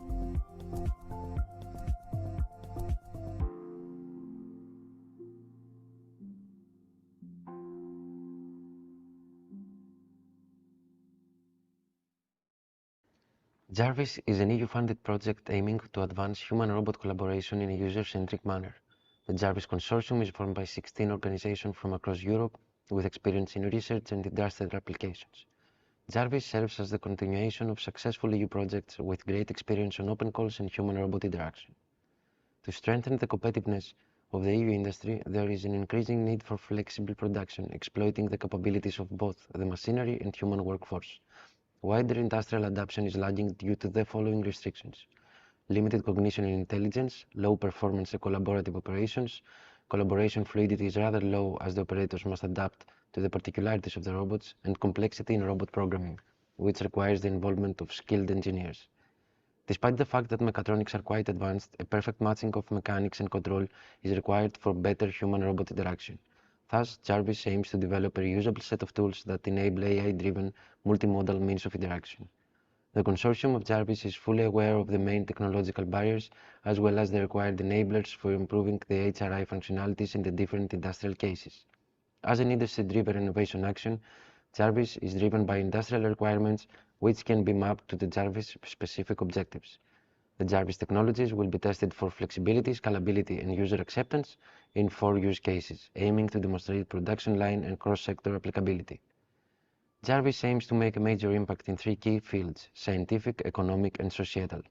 Regarding the scientific impact, research and innovation work will contribute to the state-of-the-art in robotics, AI, human-machine interaction, communication, and sensing technologies. Project's technological solutions contribute to applied research and establish a basis for future innovation at a global level. For the economic aspect, JARVIS will launch 2 open calls with a total of 21 approved applicants, mainly SMEs and startups, whose main objectives are to design, develop, and implement new solutions and pilots adopting the project's technical outputs, provide insights, and demonstrate its impacts.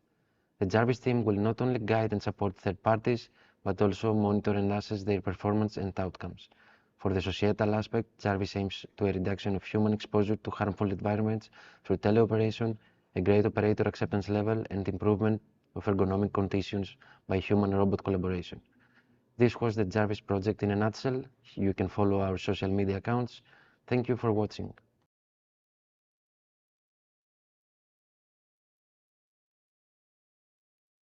Okay, so last but not least, the last of the projects. So we have projects on large-scale pilots on trustworthy AI, data and robotics, addressing key societal challenges.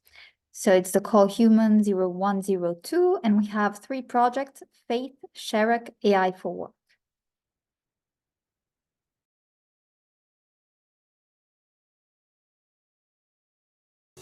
The Faith project is a recently European Commission funded project.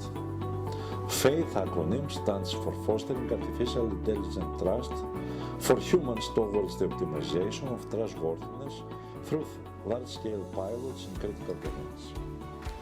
The project's ambition is to adopt a human-centered trustworthiness assessment framework, the so-called in our project FAITH AI TAF, focusing on testing, measuring, and optimizing AI trustworthiness risks in critical domains. FAITH will adopt the FAITH AI TAF in 7 well-designed large-scale pilots, the so-called LSPs, in critical domains such as robotics, education, media, transportation, healthcare, active aging, and industry. The project also involves phases for addressing generic and domain-specific threats to trustworthiness, along with cross-fertilization and validation strategies. FAITH envisages to address specific objectives, including the establishment of a trustworthiness management framework aligned with the European Union values, delivering and validating the FAITH AI TAF in the selected large-scale pilots, the establishment of a sustainable business model, and the application of standardization procedures. The impact of FAITH goes beyond the state of the art, providing great benefits such as enhanced AI systems, new business models, reduced risk in AI adoption, increased trust and ethical knowledge in AI, and a strengthened European Union AI ecosystem. The project aims for a wider uptake of AI and robotics in Europe, contributing to a secure, open and democratic society with inclusive growth and job opportunities. The project outcomes can provide benefits for various stakeholders, including AI providers, developers, users and policymakers, emphasizing the project's role in managing AI risks and fostering European Union strengths in data processing, AI and robotics.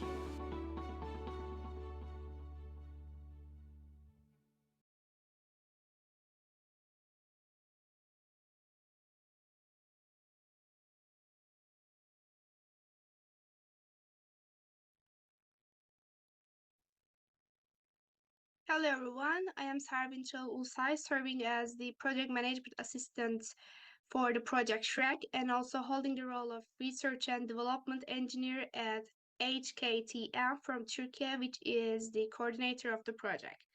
SHREC represents a newly founded initiative by the European Union aimed at tackling the challenges within the ship recycling industry and focusing on environmental sustainability, safety, and health through the integration of AI and robotic solutions. The project falls under Cluster 4 with the Human 0102 code emphasizing large-scale pilots on trustworthy AI data and robotics to address significant societal and environmental challenges. And SHREC started on January 1st, 2024, and it is scheduled for completion on December 31st, 2027, and it is comprising 16 consortium members, as the logos of them are shown here. Basically, the main goal of the project is to enhance the occupational health and safety conditions and also to improve the environmental conditions for ship recycling industry by integrating robotics data and AI system into this industry. Given the inherently challenging conditions with this sector, the project's foremost objective is to semi-automate the preparation stages of the ship recycling by employing AI-powered drones. These drones will conduct interior inspections of vessels to identify hazardous materials effectively. The second objective involves developing a ship recycling plan using a digital twin of the ship and AI-based planning methods. The third objective is to automate cutting and paint removal processes in ship recycling through the implementation of robotic system capable of autonomous operation or teleplatform control. The impacts of SHREC span across various domains, including environmental, economic, and technological spheres. When we look at the environmental aspects, SHREC will create a greener environment due to less gas emissions, proper hazardous materials management during ship recycling, and also it will lead a reduction of occupational hazards. Additionally, it will pave the way for safer and healthier job opportunities within the maritime sector, and also it will foster a new market for mobile robots and increase investments in AI, data, and robotics industries. On the technological front, SHREC will generate substantial AI and robotics-related data by catalyzing the creation of novel solutions in this field. And these advancements will enhance human capital in research and innovation through multidisciplinary approaches. So this is our SHREC project in a nutshell. Please follow our LinkedIn account for the project, and thanks for watching. That's all. My name is Annie, and I support coordination of the human-centric digital twin approaches to trustworthy AI and robotics for improved working conditions project, in short, AI4Work. AI4Work will investigate practical methods and tools for optimal work sharing between humans and AI and robots. The main AI4Work objective is to ensure the optimal balance between humans and machine activities depending on situational context, machine-based confidence levels, and human-machine interactions. And we intend to do this by developing a set of methods and tools for sliding work sharing between humans and AI and robotics. The set of methods and tools are a methodological framework to support trustworthy AI and robotics to improve human working conditions, a set of AI and robotic services for human-aware task planning and task monitoring, a set of building blocks to extract the context, assess the machine-based confidence level in real time, and dynamically modeling the human-robot AI collaboration and manage sliding work sharing, a digital twin that simulates human and machine behavior, which is updated in real time based on live data from physical processes and is used to train and test the AI and robot solutions. We will apply and test the framework and technologies in six pilots in the areas of logistics, manufacturing, construction, education, healthcare, and agriculture. And finally, we will ensure the alignment to existing standards and also recommend updates on these standards. We will develop a business plan and business cases to ensure the project's long-term deployment beyond the project lifetime and its profitability. The impact on scientific innovation of AI4Work. So we will develop an approach on how sliding work sharing between humans and AI can be effectively applied in a structured way based on clearly defined and assessed criteria. Investigate an innovative combination of diverse technologies that is likely to be applicable to a wide scope of services. The economical and technological impact is to provide the basis for several potential new tools and products, namely the ones that I just mentioned in the previous slide.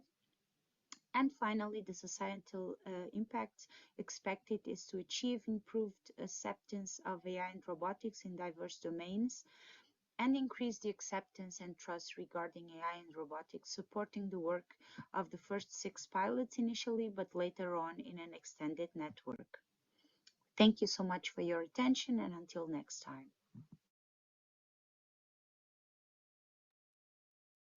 Now with this, we conclude all presentations of 56 projects that represent the future of AI, data, and robotics in Europe.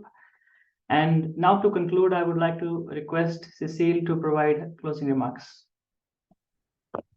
Thank you so much, and great. Thank you for everyone for having organized this amazing meeting. So it was a huge set of information we collected today, and we saw very promising ideas, very also exciting goals. So that's really great to see. So it's not only extremely broad in the set of application field where we could see the potential of these technologies to be applied in, but also also hopefully also a lot of technological progress to make sure that we have an AI that can be trustworthy in Europe. So great potential. So I hope that these words will will be translated in concrete results. So I really look forward to meet you in something like maybe 1 year to see how much progress has been made. So that these very wonderful plans and wishes become advances and progress. So